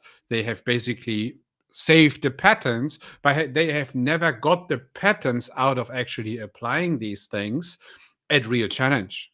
So when I put my money into 18 years now, self-employed, so everything I've done, I paid with my own money, and every failure I paid with my own money. So this is the reason why I'm so happy about successes I had, because the biggest success is that I'm still here. That's the biggest success, right? And then I have a future. That's another aspect. I was never unemployed. That's my biggest success so far, which I count because it makes me personally happy. But I'm grateful for all the failures I have done. And the biggest failures in the beginning was to think I understand leadership, was to think wrong in the sense of a player. How you basically described it was not how I saw it. That was my problem. I was that typical solo person who's tried to be the best to please my business partners, my clients, to impress them. And in the very beginning, I used other developers I employed to do or to scale myself. That is what I've done. So I was in direct charge of them. Some I trained personally, some I just hired. For none, I was really caring for. So I wasn't a caring person. So I don't like the terminology of servant leader until today, because I only think that's a specific aspect of leadership. It is not the entire idea of that. But I was basically the opposite of that. So I was I'm the hero. I'm very good in what I'm doing. So I brought it here. I'm even owning that stuff. And I'm now doing that for the clients, and you help me. So I basically put a barrier in between. I was creating such a gap. I learned it quite the hard way. I learned it in a way that people on some point in time told that to me, told that I'm speaking too much, that I always try to be the dominant person, these kind of things. And on some point in time, I started to change. And then I basically saw it from the perspective of the others on some point in time. And I saw that my business partners and my clients were actually very bad in what they were doing there. So it's like they influenced me to some degree, but I wasn't strong enough to actually face that and say, I have things in control. I wasn't about to control that to the time. And that actually, that perspective, that realization that things are actually vice versa as they should be, I started to change myself. That was then, for me, the time where I was leaving my old company, because I saw it's burned there. It doesn't work. I would burn myself in trying to change these rigid systems. It doesn't work. So I need to create something new. That was the reason why I changed companies and create a new one. And that was one of the best decisions I could ever make, because that led me to the position where I actually became happy. I was never happy before that. It was the same time when I got children, because my wife actually helped me to see that. That was one of the reasons. Suddenly there was my son, right? And I needed to understand that, wow, well, I'm not just responsible for my personal ego now, which is the great developer guy who can do business, right? But it is like the future of this little boy as well. And do I want to be that kind of person for him as a role model? And I don't want it to be that. And that was one of the big things which helped me, my motivation in the beginning, to actually start to really take the control in my hands again, and really to understand what matters, what not. It was quite a long journey for me. It was a hard journey, 7 years now, actually 7 years. But I'm very happy with the results. It's 3 years. It's good. It's hard. But I know I would do it all again. I would, if you ask me, would you change something? I would say, actually, no, because I don't regret things. I think to myself that I don't wish myself back and say I could have changed this, and this. That's wishful thinking. I like the way that finally I came to the point where I had my rebirth, my turning pro moment, the real one. I even knew where I were in that moment. And that was the important thing. And what goes through my head, or was on my mind basically every day when I wake up and when I go to bed, how can I express that so that others can learn from that? And there is this, let's say, this spark which helps them to understand, yes, I feel the same. I see the same on the horizon for me. I can change, because it is so frustrating for me inside coachings to actually, help people to get out of an extremely dire situation. This is how I see that. You can help them, of course, but most often it's very radical, and you actually need to be in person there. And I thought to myself, it must be possible to change these things before these things happens, right? It is probably, you mentioned the Navy SEALs, you're working with them a lot. So you don't fix these problems when you're on a mission, right? It's not like, guys, we are under fire, but let's sit together and talk how this leadership stuff actually works. You don't do that. It's not like, I really need a coach right now, so maybe you call someone can come into our trench. You don't do that. But somehow in tech, it's normal. You call from the trench, how is that war actually working? So I have a rifle here. What can I do with that rifle? So it's like a little bit late for that, right? And this is what goes through my mind. And I have really the idea when I take a look at LinkedIn, when I take a look what engineering managers write about, and these kind of, the things which happens there, they are so much about what you called as the Delta Force operator. It's like, you need to learn this, this, this, and this. There's sometimes, when you are lucky, communication skills as a part of that one, but it's a little bit about how the cloud works, how system design works. We're talking about junior developers. They are happy to understand how basic languages are working, basic simple patterns. And you come with design things, which actually is something seniors with 20 years of experience are doing. And this is this notion that, oh, I tell you this, and all the juniors believe that, and all the juniors just, oh, I need to be this best person. You are basically manipulated into becoming the solo player, and you end up in a so-called feature factory. This is what we call a team. Like, you have 5 people in the team, and everyone is working on something different. They don't even work together. The only thing is, we have invented the stand-up meeting from Scrum, and there you basically tell everyone what you will do today, but you don't work together. And that's nonsense. So it is always best to have 1 or 2 problems per team, and then have sub-teams who solve this problem together, learn from each other, become better in what they do, cultivate a culture. This don't happen. That's it does happen. It's very rare. It's extremely rare. Yeah, and that's the same in every industry. So that's not just a tech issue. You can see it everywhere. That's a normal state. Because first things first. So first, you need a solid foundation. You need to establish values. You need to establish purpose for your business. You need to establish vision, mission, culture, values, leadership. That's the basis. So that's the last thing business owners usually think about. And if they start thinking about it, it's usually too late to turn the ship around. So I've worked actually with a number of business owners who came to me because they had such huge problems, which were all just a result of a non-existent company culture and a total lack of leadership, total lack of structure, communication skills, etc. And they all failed. They all go broke. And that's a sad thing to see, because if you start working preemptively, I would say it like that, before giant problems emerge, and trust me, you have enough problems you're ignoring right now who need your attention. It's always the small things that lead to great catastrophes. That can be avoided for most businesses. And I mean, we all know these statistical numbers. 99 of German businesses fail over a period of 20 years. 95% of them fail in the first 5 years. So obviously, it's a bad idea to become a business owner, because it's almost guaranteed that you're going to fail.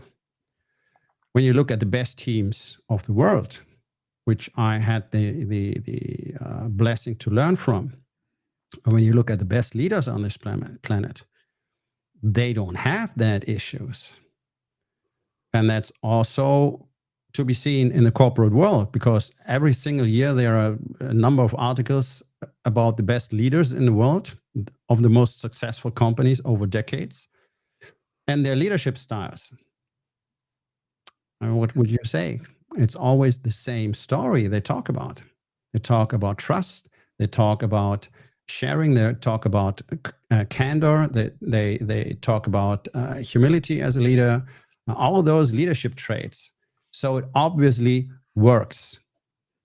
It works. It's proven in every size of business you can imagine. The guys I learned from to this day in the US are working with the biggest companies on the planet and with very small companies on the planet. And they are establishing the leadership style, in my opinion, the only proven, successfully proven and reliable leadership style that will continuously lead to good outcomes. And this is what I do in Germany. I'm the only one who does this in Germany, because I was the only one who was willing to travel a huge number of times to the US, to spend weeks and months there, and to just drink from the source, because the Germans are usually too lazy to invest time, energy, and especially money to learn those skills. And that's why they're all going broke. Not because of politics and energy costs and stuff like that. Yeah, there are certain businesses that are very hit very hard by these elements. But overall, this is a very small number of businesses who are directly impacted by all this stuff.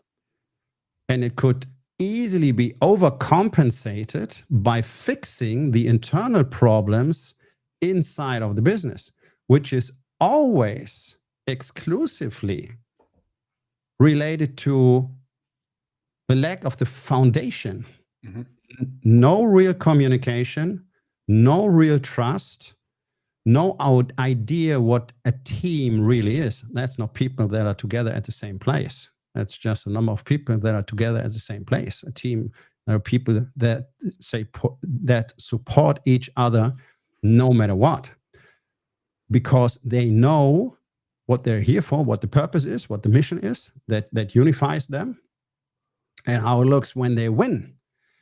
If I don't know what my company really does, I have no idea how it looks when we win. So how can I support the team to win if I don't even know how it looks like? So I just do what I'm told to do. And if it's 4 o'clock, I leave. And my boss is startled because I'm not willing to do overtime. Mm-hmm. And then he says, "You're not committed." Committed to what? It's one of the main questions. The most people don't even know what they would commit to. They are committed to themselves, to bring a salary home, to feed their families. And that's what they care about. And if I don't know what the main goal is, the objective is, mm-hmm. and how that benefits us as an organization, my team, myself, and the people we work for, e.g. the customers, mm-hmm. I calculate how much work I am willing to put in for the salary I get. And then it's like these terms, quiet quitting or stuff like that. That's just a calculation, because that's the only reason I am here. The only reason I am here is because I get paid for my time. It's just like being a prostitute. So how do you expect high performance from people who don't even know, because nobody can tell them why they're here? A players do not tolerate this environment. Mm-hmm. So A players are rare. It's like a special operations team. It would change from bottom up. Yeah, But that's actually very, very rare, because the entire team needs to change this bottom up, and then you can achieve that. But if just one single person tries that, the person burns out. That's actually what happens. Exactly, because you're trying to drag them along. And that's what every single business owner tells me, with very few exceptions over the past 10 years. If I'm not in the front, nobody's really pushing forward. I always have to go first. They made it habit. That's the problem of them. They trained them to be that way. Yeah. So that's one of the reasons why I personally think, for example, typical mentorings or something like that shouldn't be over years. So people shouldn't be like, shouldn't be you or get used to that they need you as a person to tell them what to do. So it's always about infusing the ownership and infusing the discipline, the self-confidence to do things themselves, and from time to time come back and say, hey, I need some kind of reflection. Can we have a challenging accountability meeting, something like that? I want to challenge my thoughts. This is what I like. This is what I personally like. But you should never try to get the people you're working with, especially as higher you are, into make them dependent on you. So if you are not there, right, they are not allowed to work. And then you go or want to go on vacation and you say, why can't they work when I'm not there? So I need to stay. So this is a never-ending cycle. It's not downward spiral. You basically create a way down. So it always becomes worse until the people are so indifferent about the company that there is not even aware anymore that there's a goal. The only goal is to get somehow through the day, get their salary, and even try to avoid saying goodbye to colleagues, because it could be that they want to have something from you and you just want to go. And if you have managed to get into that position, you actually failed everywhere. That's a heroical fail. That's epic. So that's common. That's the sad thing about this. I saw that in the very beginning, where I got a vocational training and I saw the companies there in the printing realm. It was all over the place, the same problem. Like, no one was really like connected to what this company is actually doing, or a print house in that specific case. They were just treated like, you need to print this stack of papers, right, of sheets. You need to do that, and that's your job. And everything else, it's as soon as the bell rings, you can go home.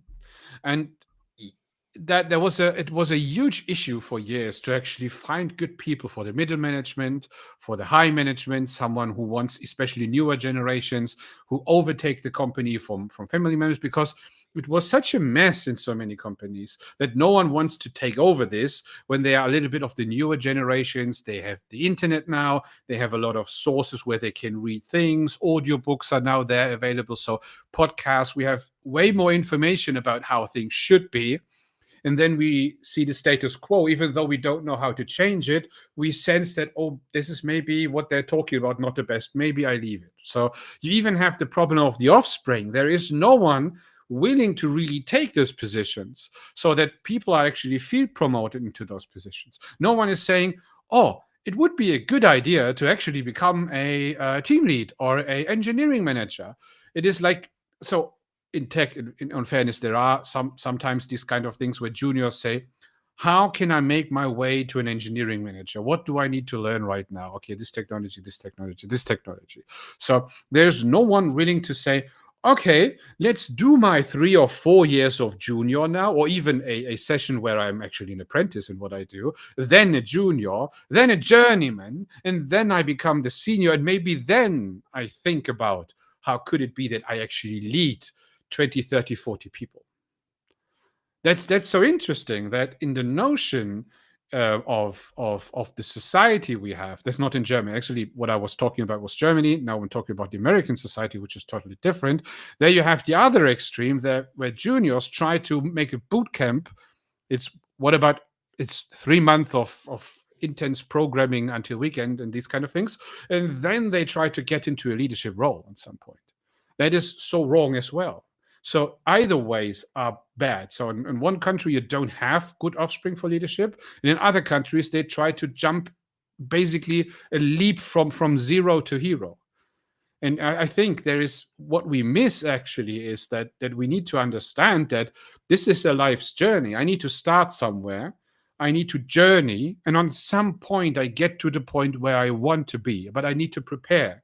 I need to put hard work in. We talked about that at the beginning. Don't stop, right? And this don't stop will bring me eventually to the point I need to be. This is where other people say, oh, God will bring me to the point where I need to be, or something like that. They always have these external sources. In my world, there is no God pushing you. There's cause and effect. So if I push myself, I will get somewhere, right? Those are the kinds of things I would like to bring on here as well, that there is a missing understanding of what leadership really is, and that I need to become a better person in order to get to this point. And that's of course for the self aspect, but in the companies it's the same thing as well. If I want to create a company, I want to found a company, I need to have that already on mind. It doesn't make sense for me to say, I have some money, I want to bootstrap a company right now, then I want to lead this company, and I have never learned to communicate well. It is the very same thing. Startups work like that. It is only about, the only thing I have in mind is how to pitch that to a VC, or how to maybe get some clients to do some agency work to survive, which is the better way of being a freelancer as a company. And there's no notion how we actually can leverage a team to scale what we want to do. That's the technical part of leadership. How can we scale what we do? Because if we can scale that, there is a culture of people that do that for you, which means that they are willing to do that, which means you have done something right. But people are complaining we can't scale because the people, it's a little bit like that. We had layoffs and then these kind of things. The effect alone of the layoffs we have in the industry of tech industry right now, it's insane. Companies are basically laying off people. It's all over the media. And then they wonder why the connection to the actual employees are lowering and lowering every day. So there is no sense of loyalty anymore, loyalty towards the mission. There is no connection anymore. People say loyalty is a bad thing because they somehow align that to master-slave principle, these kind of things, because we are so hurt by what we have created in the last 30 years. In my opinion, it is simply because, at least in the tech industry, because we weren't able to keep up with the evolution of human mankind. So we basically surpassed ourselves on the highway. This is what I think happened. But I'm now just waffling. I'm passing the word now over to you. What do you think about these kind of thoughts? Yeah, absolutely. What we have come to not realize as a society is that the human aspect is the most important aspect. We just in the sense of all this science believership we see today in the world. Science is this magical, all explanatory thing which everything has submit to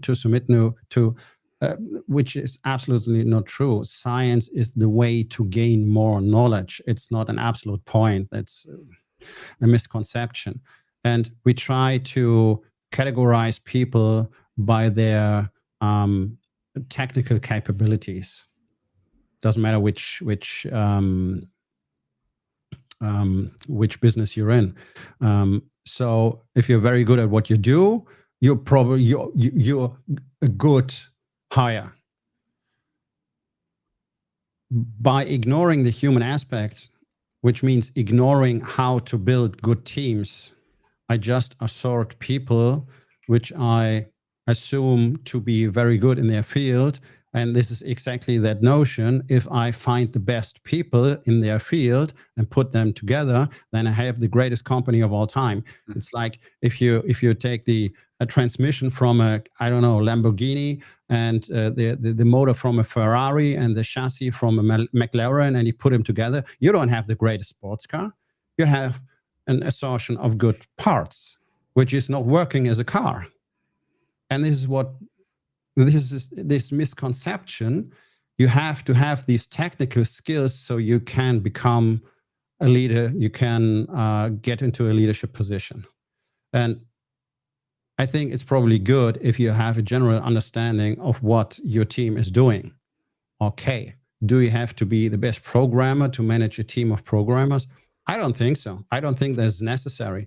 It's much more necessary to build your human skills, to build your communication skills, to work on your ego control, to work on your humility, and to work on your capability to support your team, to bring the best performance to the table. That's what a leader does. So in a leadership position, I don't need the best tech guy. I need the guy who's motivating the team the most, and motivating in put in marks here, because it's not about motivation, it's about leading them. It's about building trust, how to communicate the mission, and how to communicate what does it even look like when we win. And this is the goal we are working to, and we can only reach that goal if we show maximum support, maximum trust inside of the team. This is this magical element everybody's searching for. And they think if I just pay more money for better experts, everything will be fixing itself. And this just doesn't happen. It gets more and more toxic, because the more ego-driven A players I bring in, the more I weaken the team. Mm-hmm. So, and this is one of the main questions a leader has to ask himself every single day. Am I preparing my team to win, or am I setting my team up for failure? And most leaders, over 90% in this moment, are every day setting up their team for failure. So they're the most destructive element in the organization. And if your organization does not have good leaders who are well-trained, well-reflected, and in an ongoing, lifelong process of figuring leadership out, you are going to lose. It's just a matter of time. Mm-hmm. It's the same, for me, is a direct correlation to diabetes. If you're overweight and you don't manage that in time, it's not a question if you get severely sick, but of when. You have 100% guarantee to have huge health problems downstream if you don't focus discipline on what you have to do today to stay healthy in the future. Mm-hmm. Instead of worrying about a future where you might need someone to care for you and how is that working out and all that stuff. Same as in business. What is becoming of us? The automobile industry is weak, so we cannot sell our stuff. Oh my God, we're doomed. And what are you doing about that? You have to decide. You have to make decisions. You have to show some courage, have to grow some balls, to put it that way. That was my job every single day.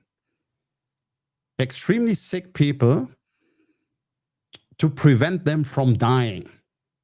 So might sound a little overblown, but that's exactly what I had to do. And I had to make these decisions that would lead to the desired outcome on the spot every single day. And I had to take risks, because you don't know what's going to happen. Mm-hmm. Every action produces unwanted consequences. In the field of medicine also. So you try to minimize them, but you cannot foresee them. And sometimes you have to revert your decision you just made 5 minutes ago, and to be okay with that, and to say, okay, that was obviously a bad idea. Let's do something different. Or this did not work out like we planned to. So let's do something different. To have these, to build these capabilities, you have to train that. You have to be trained. Some people have, from birth, a higher tendency to be that way. But I mean, I have a personality type that is perfect for leadership positions. That does not make me a natural born leader.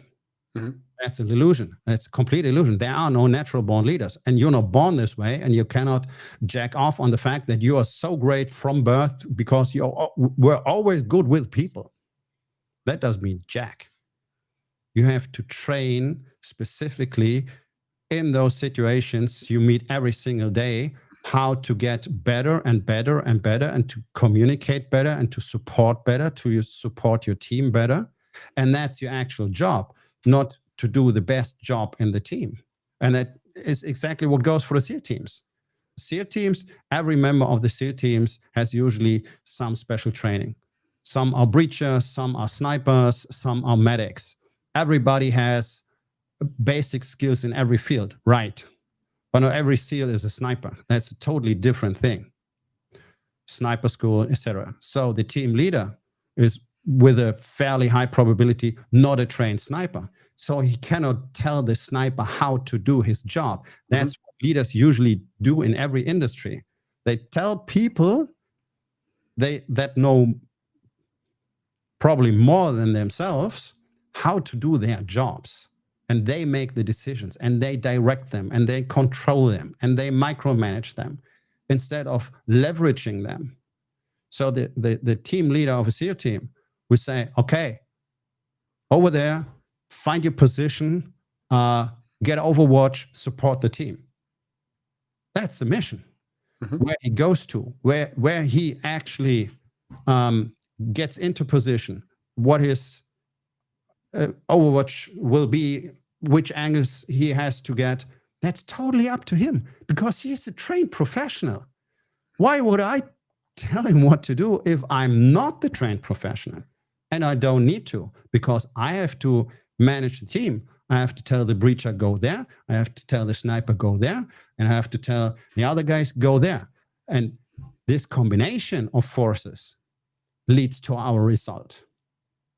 What leaders, especially in Germany, usually do is to tell every single team member exactly what to do, and they try to solve every problem from their own narrow perspective, which is in a lot of cases not the best way of solving the problem, and never the only way of solving a problem, but they just propose this as a fact. I'm the only one who can solve problems, and every question has to be answered by myself. And that just makes you a bottleneck.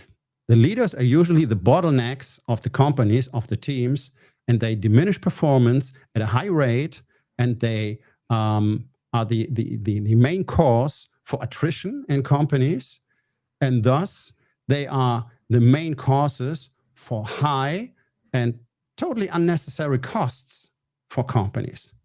Because I won't say nobody wants to invest in leadership training. It's more and more, but it works less and less. The numbers are catastrophic every year more. So there is put more and more money into the system, getting leadership training, which is in Germany in 99% of the cases just jack shit, because it's very old, outdated stuff that is not used by the best teams in the world. I mean, that should tell us something. But this is what you get. And they are all copying, pasting from each other for decades. You always get the same stuff, the same protocols for meetings and stuff like that. And it does not work. And the level of frustration rises every day. And nobody is believing anymore that leadership training can actually have an effect, because that is part of the programming. We have the completely wrong perception of what leadership is and what it should do. And for that, the classical leadership training is fitted, but it cannot solve the underlying problem, because the underlying problem is communication and trust. And how do I build it? In a society which has less and less human interaction, even between neighbors and families, and less trust. How can I manage that? And we have to look at the bigger picture. What is happening to this society as a whole is catastrophic. Every day, The media shows us you are being lied to. Don't trust anyone. People carry that into their organizations, into their families, into their teams, and they assume I can't trust anyone here as well. So just like you described earlier, I just focus on my shit, and then I go home and I hope nobody sees me when I leave the office so that I don't have to talk to anyone. Mm-hmm. A society that goes down that road cannot survive, and an organization that goes down that road cannot survive. So we probably have a problem with survival right now in Germany and the rest of the world. Absolutely. I would say that's definitely a big issue there. So I would have a question. So how would you, so just to have a little bit of contrast program to what I usually talk about is what would you recommend to leaders in tech companies who are stuck right now in such a rigid system full of a bad culture, blameful culture, finger pointing, alpha people, not caring, C-suite level, these kind of things? What would you say are the best steps to either change something or change something for the person who does have the problem? Yeah, I mean, that is directed towards the issue of transformation, right? Mm-hmm. Which is a big issue because it doesn't work. We have the numbers. It doesn't work. We need to have different conversations inside of the company, and especially inside of the top leadership team. So this is one of the ground rules in my work. I do not work with companies when the CEO is not on board, when he is not willing to go through the process, because there will be no result.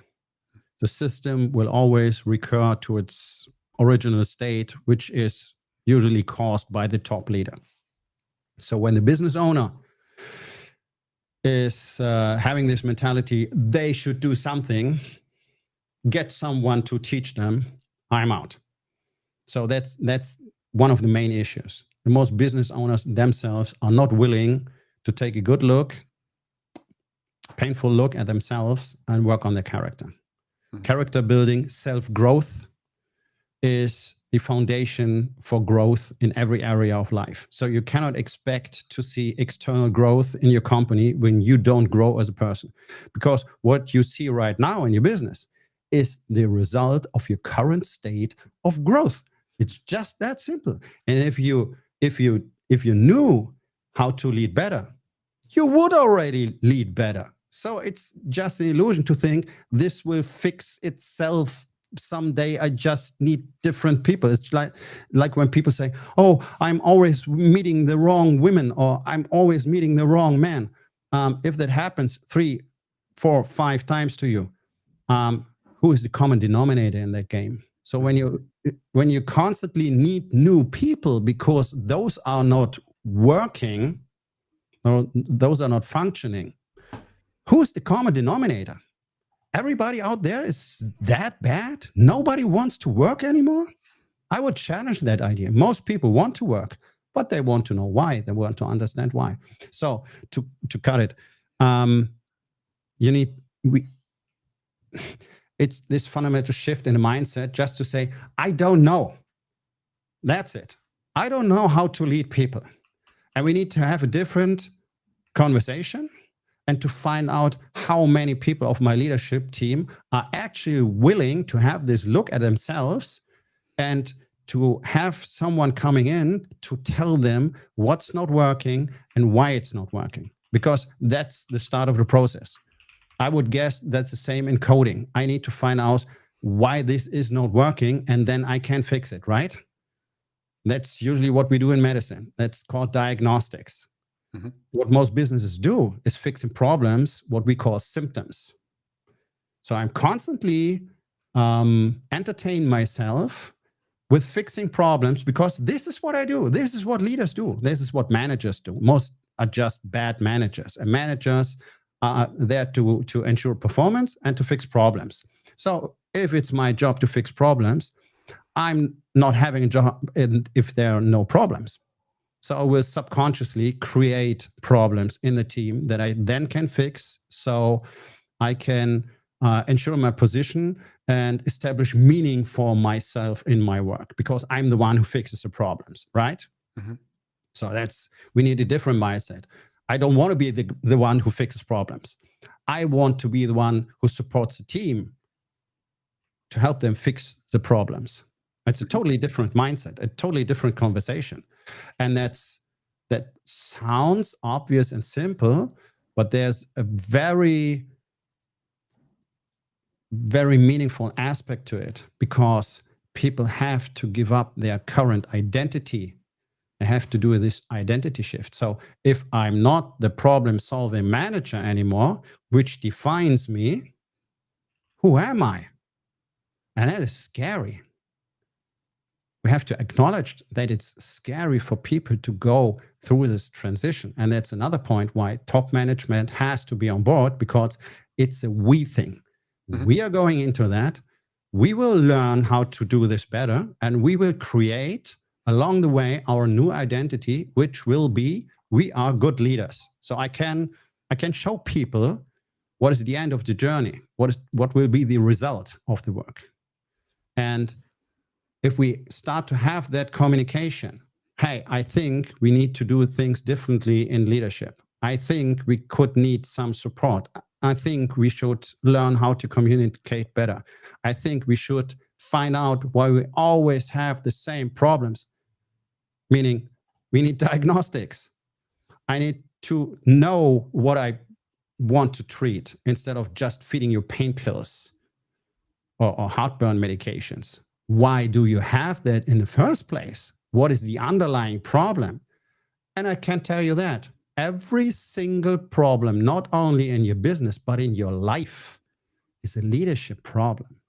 And that sounds completely nuts to most people, but trust me, it is that simple.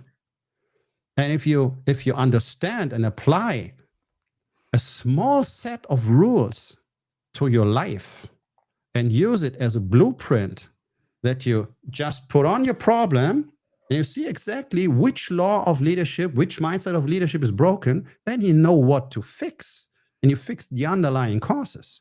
Mm-hmm. And that's exactly the giant benefit that businesses get from leadership training, because they learn how to deal with the underlying causes instead of just focusing on the problems and trying to fix problems all the time with the same mindset over and over again, which is already not working. So in a nutshell, it's this thing about mindset shifting. So to acknowledge it is not working, I don't know how to fix it, I need help. Mm-hmm. This is where it starts. And then I need to find out who in my company is willing to work with me and who are the people who are resisting. Mm-hmm. And those people have to be switched out over time. And you have... Would you change the people? Would you change the people or switch them out? Or would it be like you try first and be consequential? How would you treat that? At first, you have to work, because that's a problem. So we have this thing where you, let's say, judge your team once a year. I don't have a better term for that right now. So we have these talks, and then you talk about where you want to go, and this is how I see you, and stuff like that. So the most thing I'm hearing from business owners is my people are not performing, they are not thinking for themselves, they don't show initiative, they don't want to perform, blah, blah, blah, blah, blah, blah, blah, blah. People only perform at their best when the conditions are right. Speaking psychological safety, meaning, and mattering. That's a thing nobody has in his view. Mattering is the most important part. When I have the feeling I matter to you as my teammate, and I know what the goal is, what the vision is, our purpose is, and that is what drives me, which means I'm exactly here for that, not for doing the job. to support this mission. This is why I'm here. This is why I worked as a doctor in a hospital. Our mission was to help people. That's what drives me all my life, to this day, what I do here. Then I get optimal performance. This is only established when you have a good culture and good leadership. This means if you don't know how to lead people properly, you can't even judge them right, because you don't know how they would perform under ideal conditions, right? So I have first to work on my leadership skills, then reassess along the way over the next months, not weeks, months, and maybe years. Depends. And then I can assess in, out, in, out, in, out. So at first I have to establish good leadership. And that's the people I learn from have good data because they are working with a lot of companies, biggest companies. And they are clearly saying, Jocko Willink is clearly saying, in 85% of low performers, people don't need to be fired. They need better leadership. 85% of low performance. Let that sink in for a moment. The potential that is already there in the companies. And then you will have a certain number of people that they will never be willing to support. They just want to do their thing and work as little as possible. Okay, let's switch them out over time. And then you have a special operations team in your company. You have A players who really are bound together by the culture, by the trust, because they know each other and they know what they're here for, what the mission is, and they're willing to win. And then you need probably in a lot of cases, 1/10 of the people who are already in the organization, because growth simply means we have more customers, get me X people so we can serve those additional customers. With a very low performance, which just means we bring more and more and more people in, which means we pay more and more and more money, which means we have less and less and less revenue, because it just consumes itself. And we have those data. Netflix, for example, one really good programmer does work of 10 normal programmers. That means if I pay him 5-fold, I still save the money for 5 programmers and have a higher impact. This is what a team of A player really means. Most companies don't need more people. They need better leadership and better performance. And then small companies can outperform bigger companies if they are focusing only on that fact. And special people are special. There are few on the market. And there has never been a better time to grab those special people from the market than right now. We have those giant waves of layoffs that are washing over this country. And we have tons and tons and tons of A players who are completely unsatisfied with the job they currently have. And undiscovered. And you can have them right now if they knew you would exist. And this is another Achilles heel of the German business owners. No branding, no marketing, nobody knows they exist. And even if they would have a fantastic culture, nobody would know and nobody would knock on your door to work there. You have to go and run after people. It's so crazy how businesses are built, especially in this country. And I have the direct comparison to other countries, especially to the US. And when I look back over the past 10 years, what I see, how they learn and how they act, and what speed they apply to these processes. At the current moment, from my perspective, German businesses are lost, completely lost, because they cannot compete. It's like you see so many Germans applying or trying to somehow apply to US companies, They're considering moving, especially to California, these kind of areas, maybe New York, but mostly California, to get somehow into this system of this startup world. There is such a strong startup world. Of course, it's most companies of those startups fail.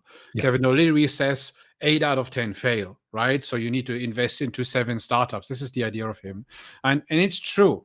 But still, it doesn't mean that you have failed and you are dead. It does mean you go into the next one and try as long as you are where you said it in the beginning, you are successful and happy with that. So you are on the hunt, which is good. It is good. It is satisfying, right?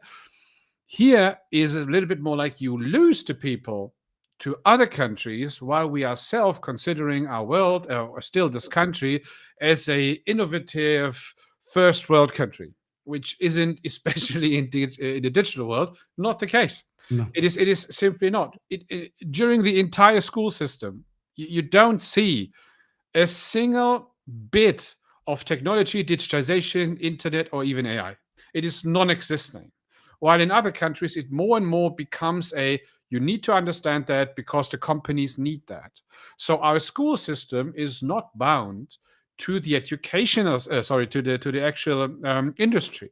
So we are not prepared to take specific roles in the industry later on. We are just prepared for something which is foregone. Yeah. That's the biggest issue in Germany, probably in most European countries. But Germany is pretty central, right? It is pretty important for this European conglomerate. And still we are not doing anything for that, which means the center of Europe is slowly but steady fading.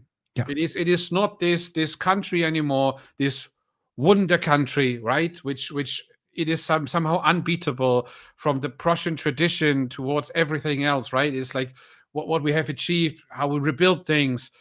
I wouldn't even know if we would be able to rebuild again right now. The current society here is really bad. It is like, it doesn't feel good. And as probably one of the reasons why I actually make content in English, it's a little bit why I couldn't find people who understand what I have to say here in Germany 5-6 years ago, 7 years ago, when I started with that. It was a little bit like, most things were a little bit like, okay, cool, you want to transform, okay, sounds good, come to us and make a presentation. Okay, a presentation. Yeah, presentation about the technologies out there. Okay, so most companies, SMB companies, were assuming that I make a presentation, give them a little bit of entertainment and these kind of things, and then I go away and they basically say, it's nice, but not for us. So we are doing fine. Yeah. On this day, everyone was clear and united in they doing things right. Employees were on the same level like the CEO was. Next day, they were fighting each other again. Yeah. But it is so. I see the very same pattern in other aspects as well. For example, when it comes to AI and these kind of things, because when people a little bit like when they see like there's the AI is making mistakes. Suddenly, all human beings don't make mistakes anymore, but the AI does. So it's a little bit like suddenly everyone is great, but the AI isn't. AI is off the room, and everyone else is fighting each other again. That this pattern is a problematic thing here in this country for me personally in the tech industry. Absolutely, it's the same thing I experience every single day. Yeah, we know it's important, but not right now. We have more important things to do. We have so many problems. We don't have time to focus on leadership. And by the way, it doesn't work anyways. And we have always done it this way. So what I mean, I'm almost 58 years old. I have a little bit of a backwards perspective, and what is really exponentially growing problem is the resistance to change in Germany, in the general population, but especially in the business world. It's just like it's this really catastrophic combination of arrogance and ignorance. So we don't know how to do shit. We don't understand digitalization. We don't understand the internet in most cases. We don't understand AI. Either we hope AI will save us all and I have to have no employees anymore, or it's just a hoax. I don't need it. It's bullshit. Like this internet thing nobody needs. And we have, I mean, there is this thing of a population mindset, which is unique to each population, to each country of this on this planet. And there is a study by the University of Lüneburg, which looked into culture when it comes to making mistakes. Germany is the second worst country when it comes to deal with mistakes. Number 62 of 63 countries. Only Singapore is worse. And that's a cultural thing because they're totally perfectionist. So we have the second worst mistake-related culture on this planet. The worst thing for a German is to admit, I don't know how this works. I cannot do it. Mm-hmm. What the German usually does is, yeah, the US has a lot of problems. Mm-hmm. But they don't have this specific problem, which you're bad in. Yeah, but the rest of the world has problems also. Yeah. Instead of saying, how can I fix this? And that's what the American does. They are often reckless and maybe too fast in making decisions. Okay, bold, we could say.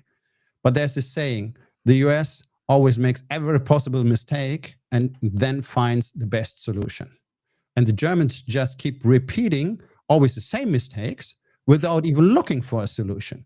That is a problem of Germany as a whole. This is why the country is in this state. And this is why we have established a political class which is acting as they are acting. This is just a mirror of a society. Mm-hmm. Everybody's looking away from the problems, is telling this constant stream of lies. Everything is good and we're doing everything right, and you're just not understanding this, and we are planning on doing this and doing that, and everything will be great, and it's getting worse every single day. Mm-hmm. And that's not just true for the country, it's true for almost every company in this country. But they're just cowards. They don't want anyone to see, oh, I also don't know what to do. Mm-hmm. And this is so absolutely crazy to me.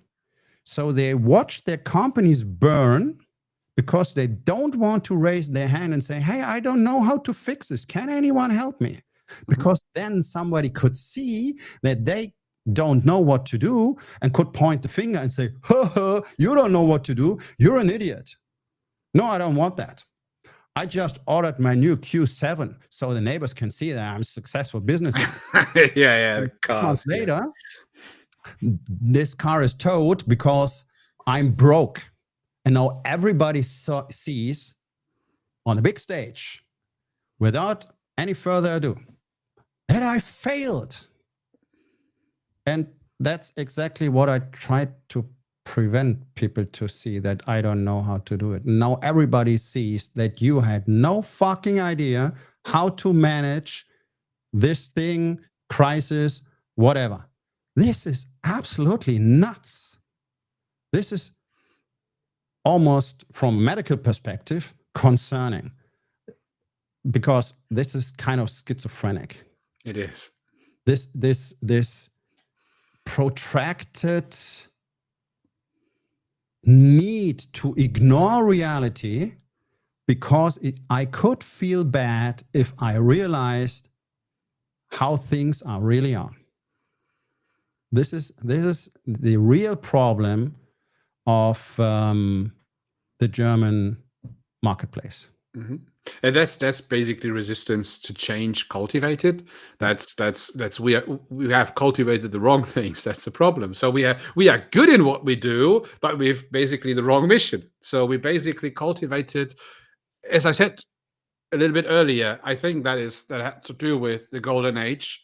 So we became very comfortable with what we do, how we are. So everyone could afford a house. Everyone could afford multiple cars.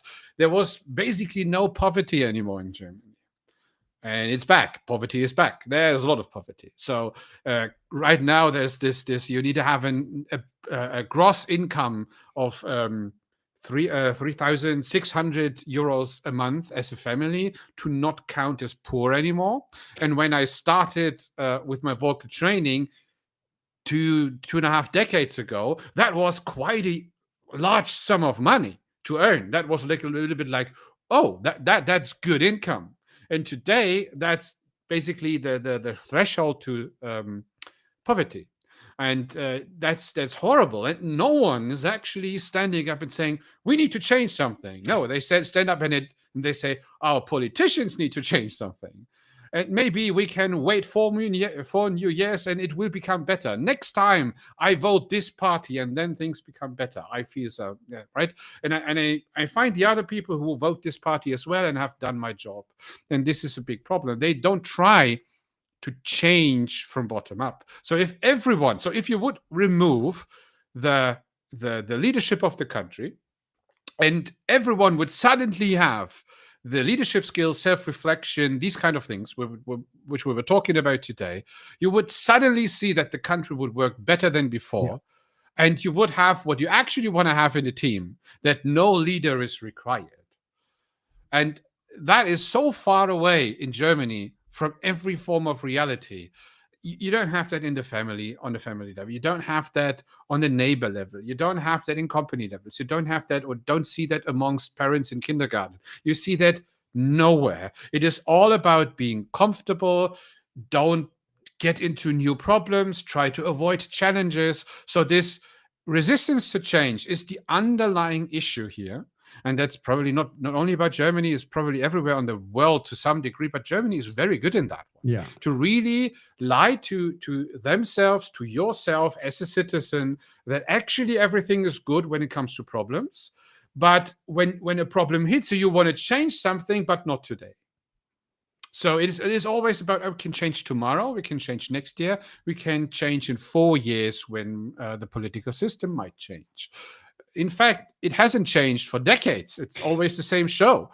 And there will, no matter which color you will have, there probably no change because they are not as powerful as we suppose they are. It's not America. America is different, for example, with a power system.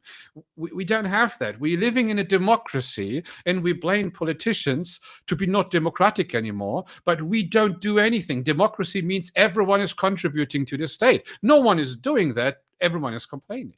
So contributing to a state would be, you can be in very small steps. What can I do regarding society? What can I add, right? And leadership, self-leadership is a starting point here. And we don't start with that. We're just sitting there and expecting that others will do that stuff for us somehow. And I think there's the biggest issue is lying there. And I really see when you talk about these kind of things that you found your purpose because that was probably something which hits you for quite a while already.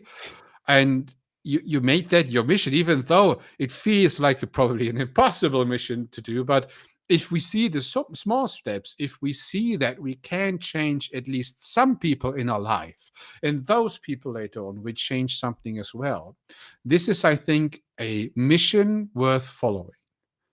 Or worth pursuing. And I think that is what we should do. That is what the people who are listening to that podcast should learn and understand as well, is or realize is that we can do something.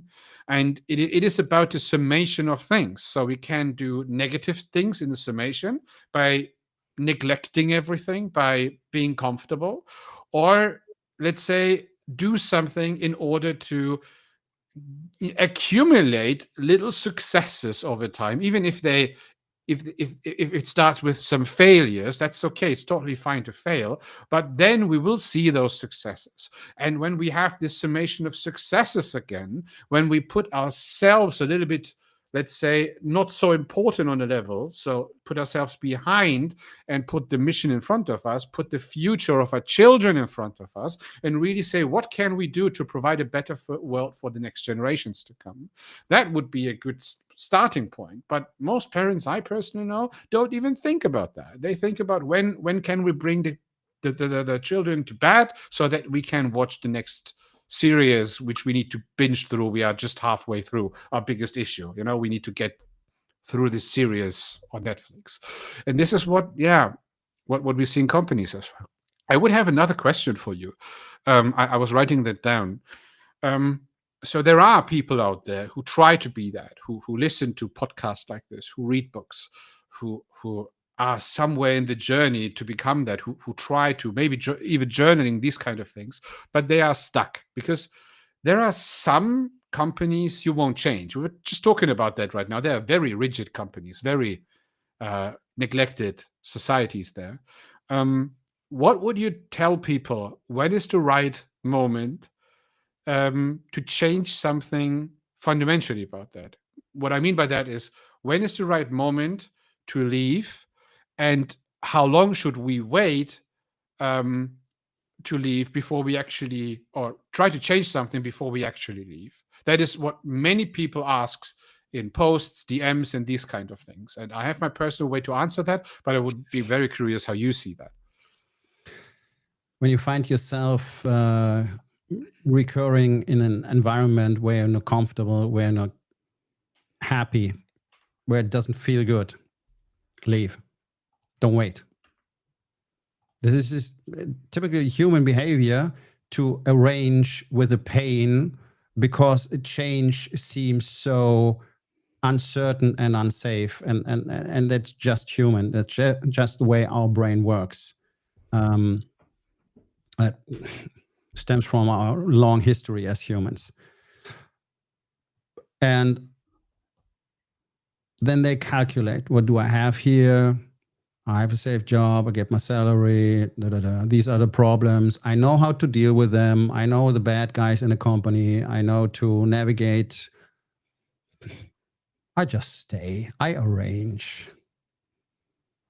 That's, from a human perspective, that's the worst thing you can do, because it just leads to you diminish as a person every single day. Because you just submit. You submit and you accept the fact that you cannot change it. That's the underlying message that our brain knows. So you are trained in being unsuccessful. Let's put it that way. You train yourself being unsuccessful because you accept. Our lives are always the result of the things that we accept over longer periods of time. That's why it's so important to have standards. That's why it's so important to have a high level of training, because I do not accept less. So this is what produces results in my life. If I choose to accept, to arrange, to stay in a toxic relationship at home, at work, it would change me. And it would have me wither away as a person. So that is never a good decision. And this fear that if I get a job like this again, and do I have the same salary? And it just doesn't matter. Because just moving away from a point where you're not happy gives you a new perspective. It gives you new possibility. And it makes you feel powerful because you're moving. You're able to withdraw from a situation you don't want to be in. So this is the energy you bring to a new working place. And if that's not right, leave again. And I would not wait. I waited way too long, way too many times in my life. So I had to learn this the hard way, as so many people do. Because nobody told me that it would be a good idea to leave as quickly as possible. And if a company is not willing to train their leaders and they accept a toxic workplace culture, then you should not value that by being there. Exactly. Your mind will adapt to that. No matter what you do, you cannot do anything about that. This is how the subconscious works. So as long as you are confronted with people who pull you down, you will be pulled down. That's the fact. You can't do anything, no matter how strong you are. On some point, as you said, acceptance is important, but acceptance is a decision, either a conscious decision or it's basically a subconscious decision. And you should make it a decision you actually want to do. So leaving a company after you have given it a try, you saw it doesn't work, it is a good moment to leave. And I think a person who as we said, turned pro or is reborn, no matter how when you phrase it, would not accept such a culture anymore in the future. That's how I would. I wouldn't. This is one of the reasons why people ask me why don't you get a high-paid job somewhere here in Germany? I say I don't want to be employed anymore.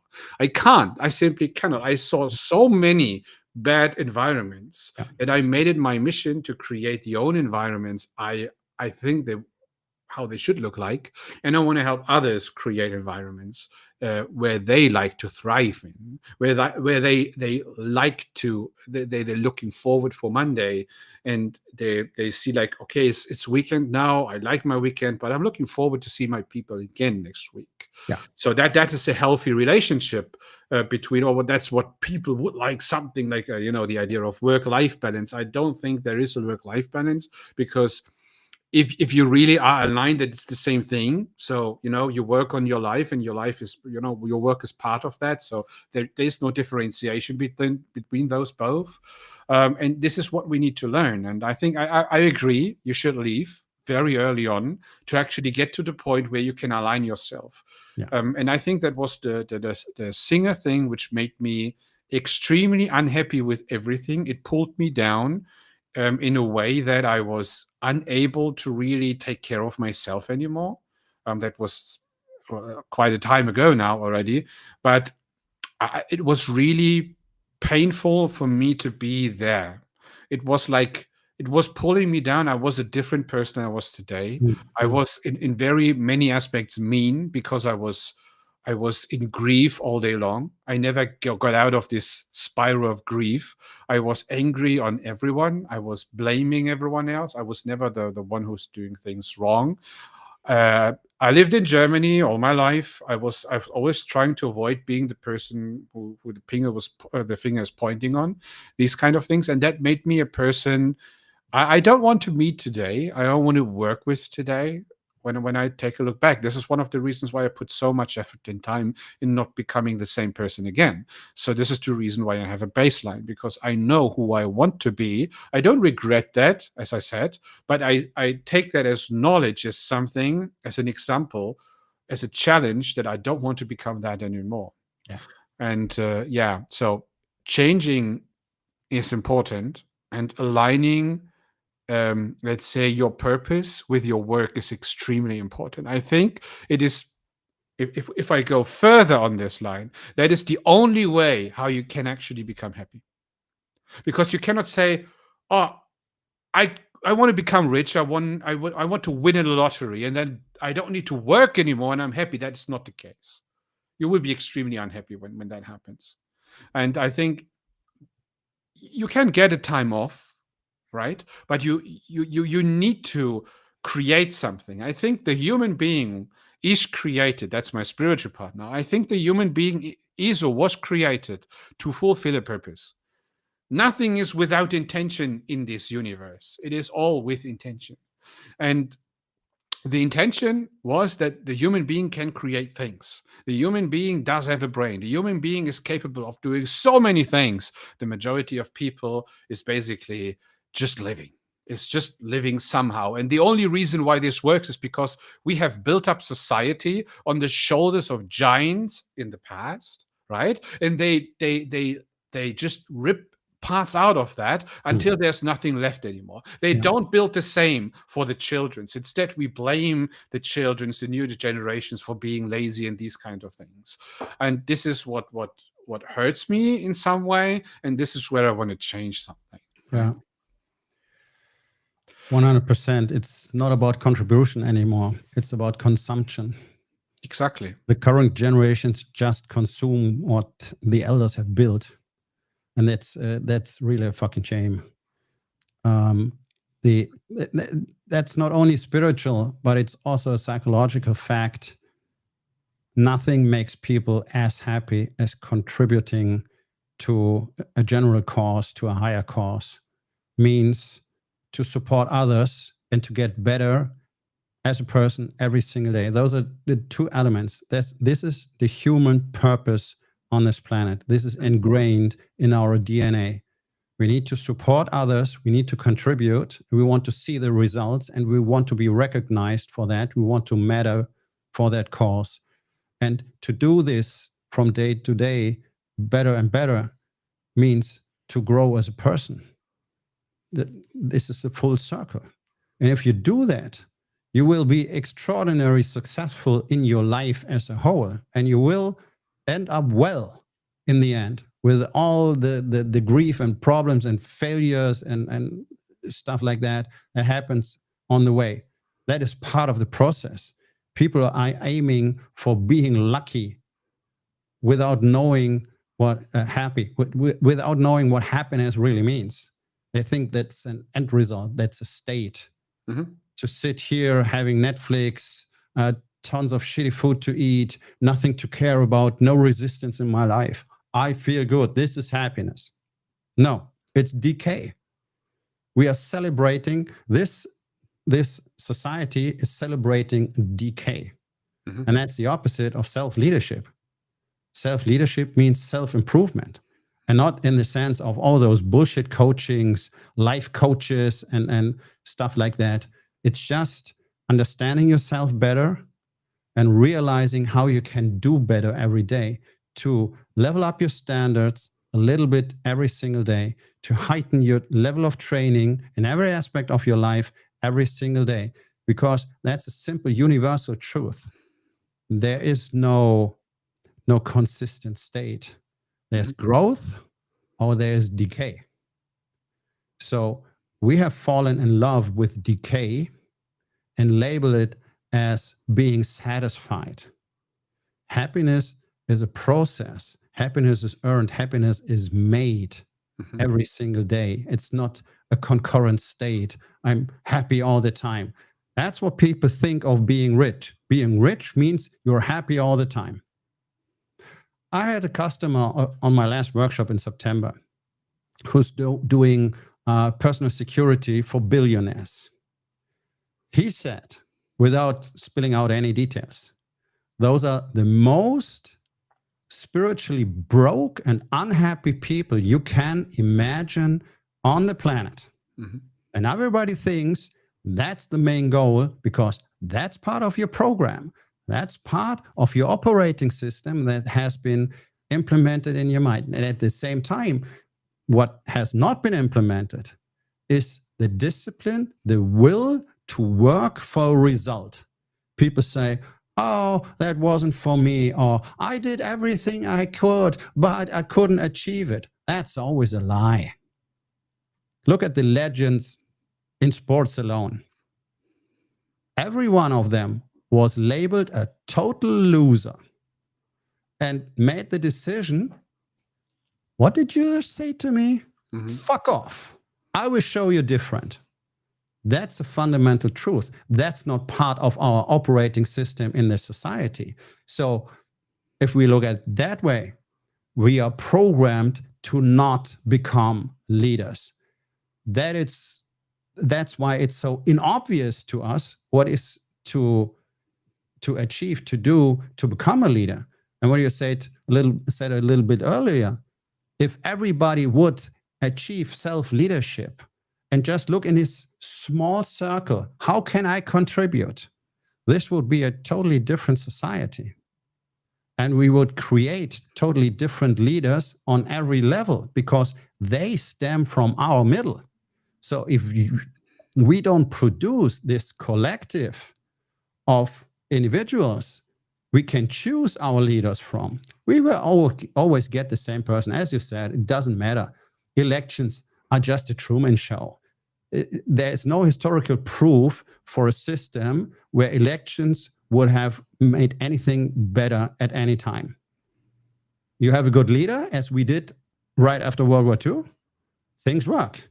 And then the system starts to corrupt itself because complacency creeps in. And complacency is the main enemy for every human being and is the greatest enemy for leadership because complacency creeps through every crack.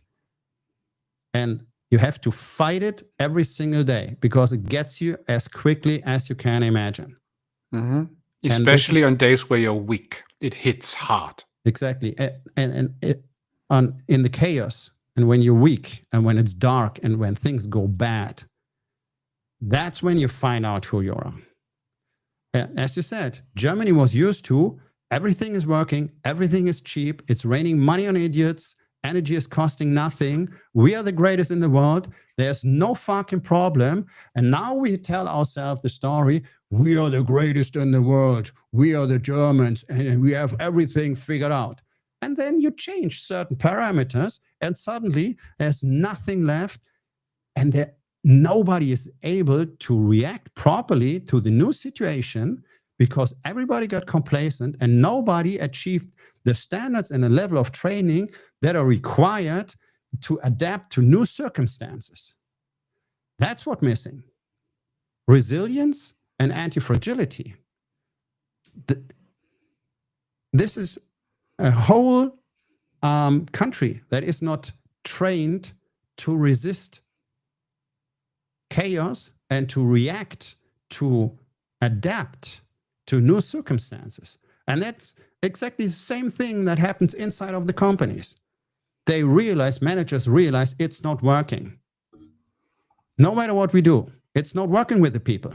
The performance drops further and further. We have more and more problems. Attrition rates go up. Sick days go up. Customers are more and more unsatisfied. Nothing is working. And what do? We have meetings, we have PowerPoint presentations.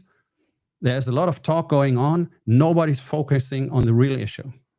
Because this is what we always did.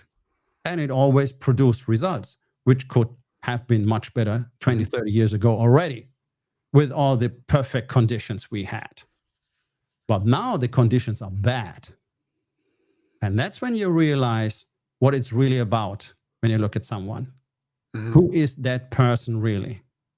And what I'm seeing from my perspective, and I get it from my network as well, is they're almost incapable of making a single productive decision. They are just sitting there and, as you said, hoping for something to change next year, maybe the year after next year, maybe with the next election. Nothing will change in your life if you don't change it for yourself. That's a simple truth. And this is where leadership begins.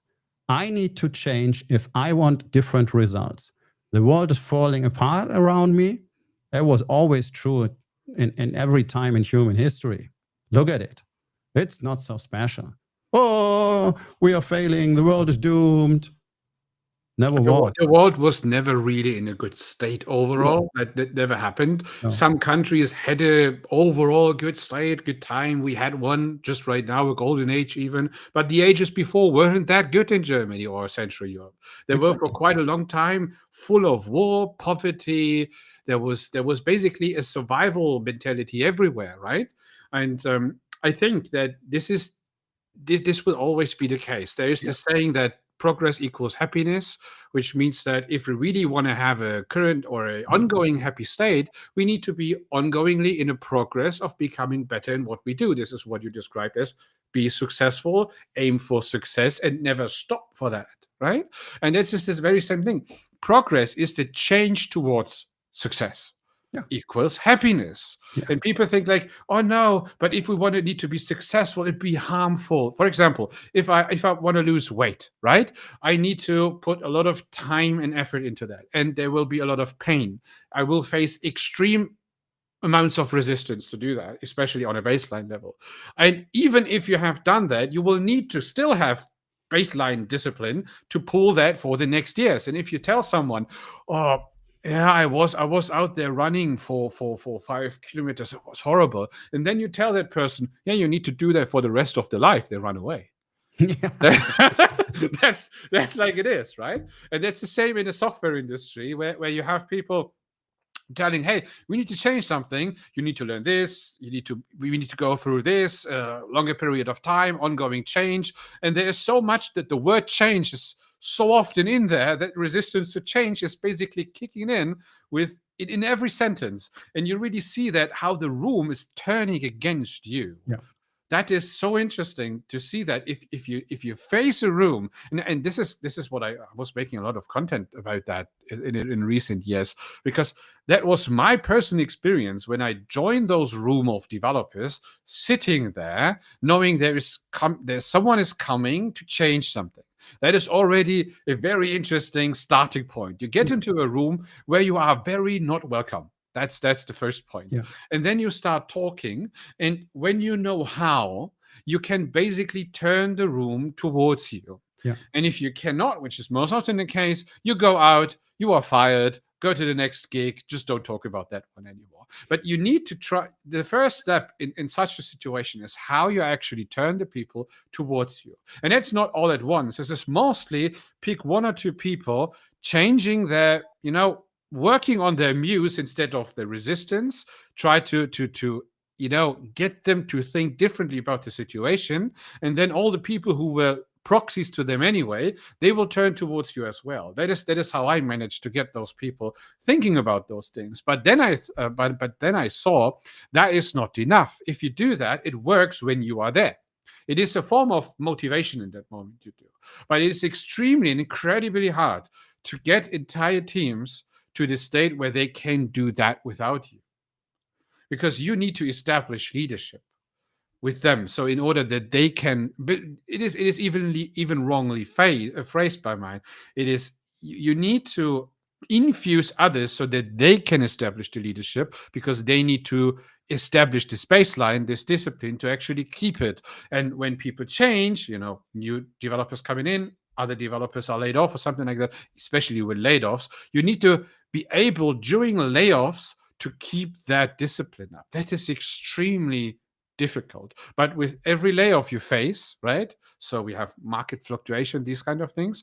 People become uncertain, and resistance is even stronger. It is extremely hard to keep your discipline when your belief in the company starts to fade a little. So that is one of those aspects which it is not hopeless, but as you said, it's very, very important to get the CEO on board as well.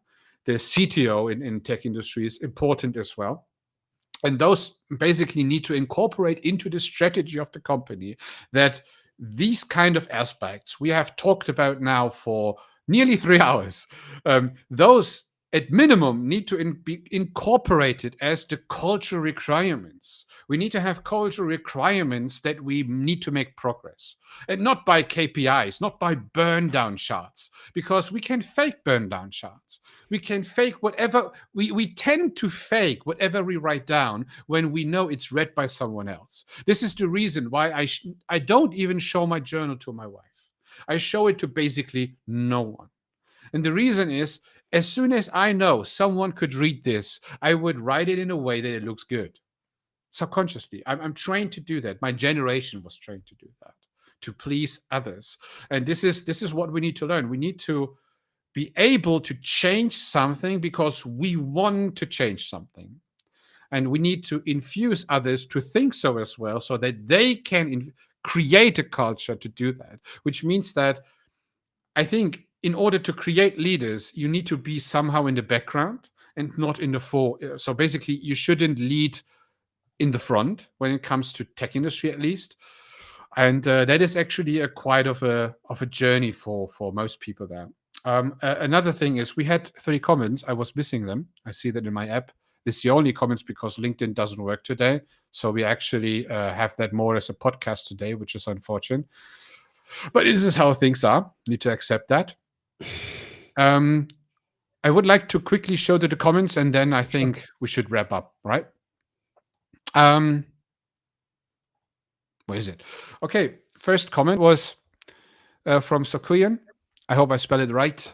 I think a lot of people confuse management of a team as being a team leader. If management is the only one that approves, then that is not leadership. No one will follow you if that was leadership only by CEO would be going into battle. What do you think about that? Yeah, that's exactly right. And that's what is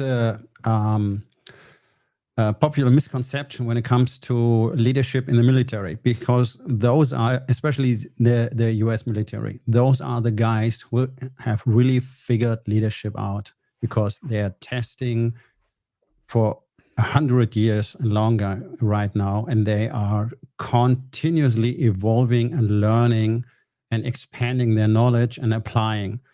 And this is exactly, I mean, there are bad leaders in the military too. Of course, and the usual conception is somebody is yelling orders and everybody's running, and that's bad leadership in the military too. The best units in military, especially my beloved special forces who are performing on the highest level, don't operate that way. They establish the mission, the goal with each other, and it's just the level of trust that leads that everybody is working, let's say, perfectly together. Mm-hmm. It is not needed that the team leader is constantly yelling orders, telling everybody what to do, what usually managers do, telling people what to do, how to perform. And that's exactly what we covered. I have those specialists, and they know each other so well. They trust each other blindly. So I tell them, this is the goal you have to achieve. This is how it looks like when we've won. Now figure out how to do it. Go. Mm-hmm. And then we have this feedback loops we need, where you tell me we reached this point, or Geronimo, it's done, or whatever. Sure. It doesn't mean I can't just let him go and I never have to care again. And there's too much leadership and there's too little leadership. It's always a spectrum. It's a dichotomy. But it's exactly the point. The worst units are those where the commanding officer, that's the CO, is just telling them what to do. And then you get the usual low performance teams. And then you switch leadership out and you suddenly have a high performance team. And I have a personal anecdote I can tell here. One of my clients, he is a musician, a well-studied musician. And he's also conducting with orchestras. Mm-hmm. And he can, he proves this concept to be true, because he says, when you switch out the conductor of an orchestra, you get totally different performance from the same people. It depends on the one who's standing up on this pedestal and doing stuff like this for me. And I always thought, I could do that. Just waving my little stick around, and then everybody's playing, and it's, yeah, cool. And he says, it's incredible. The same orchestra, different conductors, and you have totally different performance. So it works in every area of life: sports, art, music. Why would it be different in business? And why is none of the really good leaders in any field that I just named not applying what is usually told by German leadership trainers? That's an interesting question. Why are the best leaders of the world using nothing? No, not an ounce of the stuff that is usually taught in Führungskräfte-training in Germany. That's a very interesting one. I actually never thought about that this way, but it's very true. It is actually not applied. So it's a very, very interesting dynamic. So there, people know they do something wrong. They teach themselves something, but they don't use it. And that's one of the interesting parts when we laugh at this, is people are sent to conferences, to training sessions, and then they come back and no one wants to know about what they have learned. Just keep it for you and don't apply it and leave us alone. That was an incentive for you. That was not meant that you actually change something here. So please stay quiet. That's the message behind that. Absolutely. C-level just wants to check a box. We have done it. Mm-hmm. It's not working. Whatever. Next. Okay. Cool. That was a very, very nice conversation. I think one of the longest streams I ever had on LinkedIn, even though it wasn't basically not really streaming to LinkedIn. That's the interesting part of that one. Well, anyway, things happen. So how can people reach you, and what are you actually doing in Rising King Academy as the outro right now? Yeah, thank you for the question. Probably the simplest way to get in contact with me is over my LinkedIn profile. Just look up my name and send me a text. It's simple as that. Or the other way would be go to my website. You find easy button for making out an appointment with me, and then we just have a conversation about what I can do for you. What I'm doing in the Rising King Academy, that's basically a mastermind for very hand-selected few of business owners who really commit to the process of self-leadership and leadership, who commit to the process of character building. And we do this as a community. That's not a one-man guru show where I'm spreading wisdom.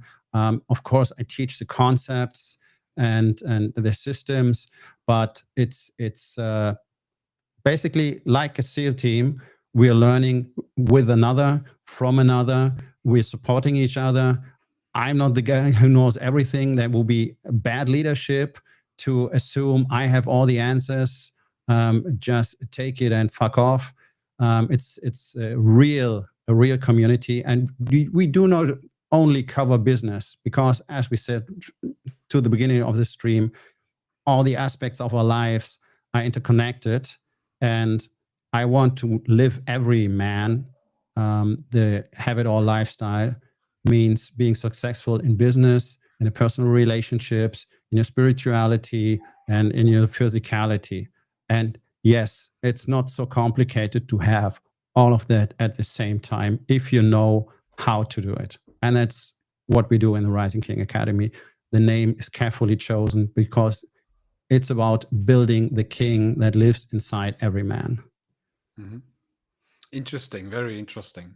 So thanks a lot for being here, for being with me in that show, because I was looking for quite a while to do that together with you, because I really like the way how you see things, how you can express those, and how you tackle those. And that is, I think it was an extremely valuable session.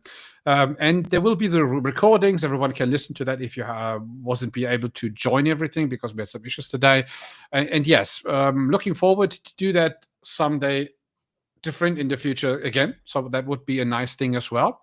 Yeah, thank you very much. And I would say have a nice evening. Thank you for having me. It was a pleasure. And same to you and everyone out there.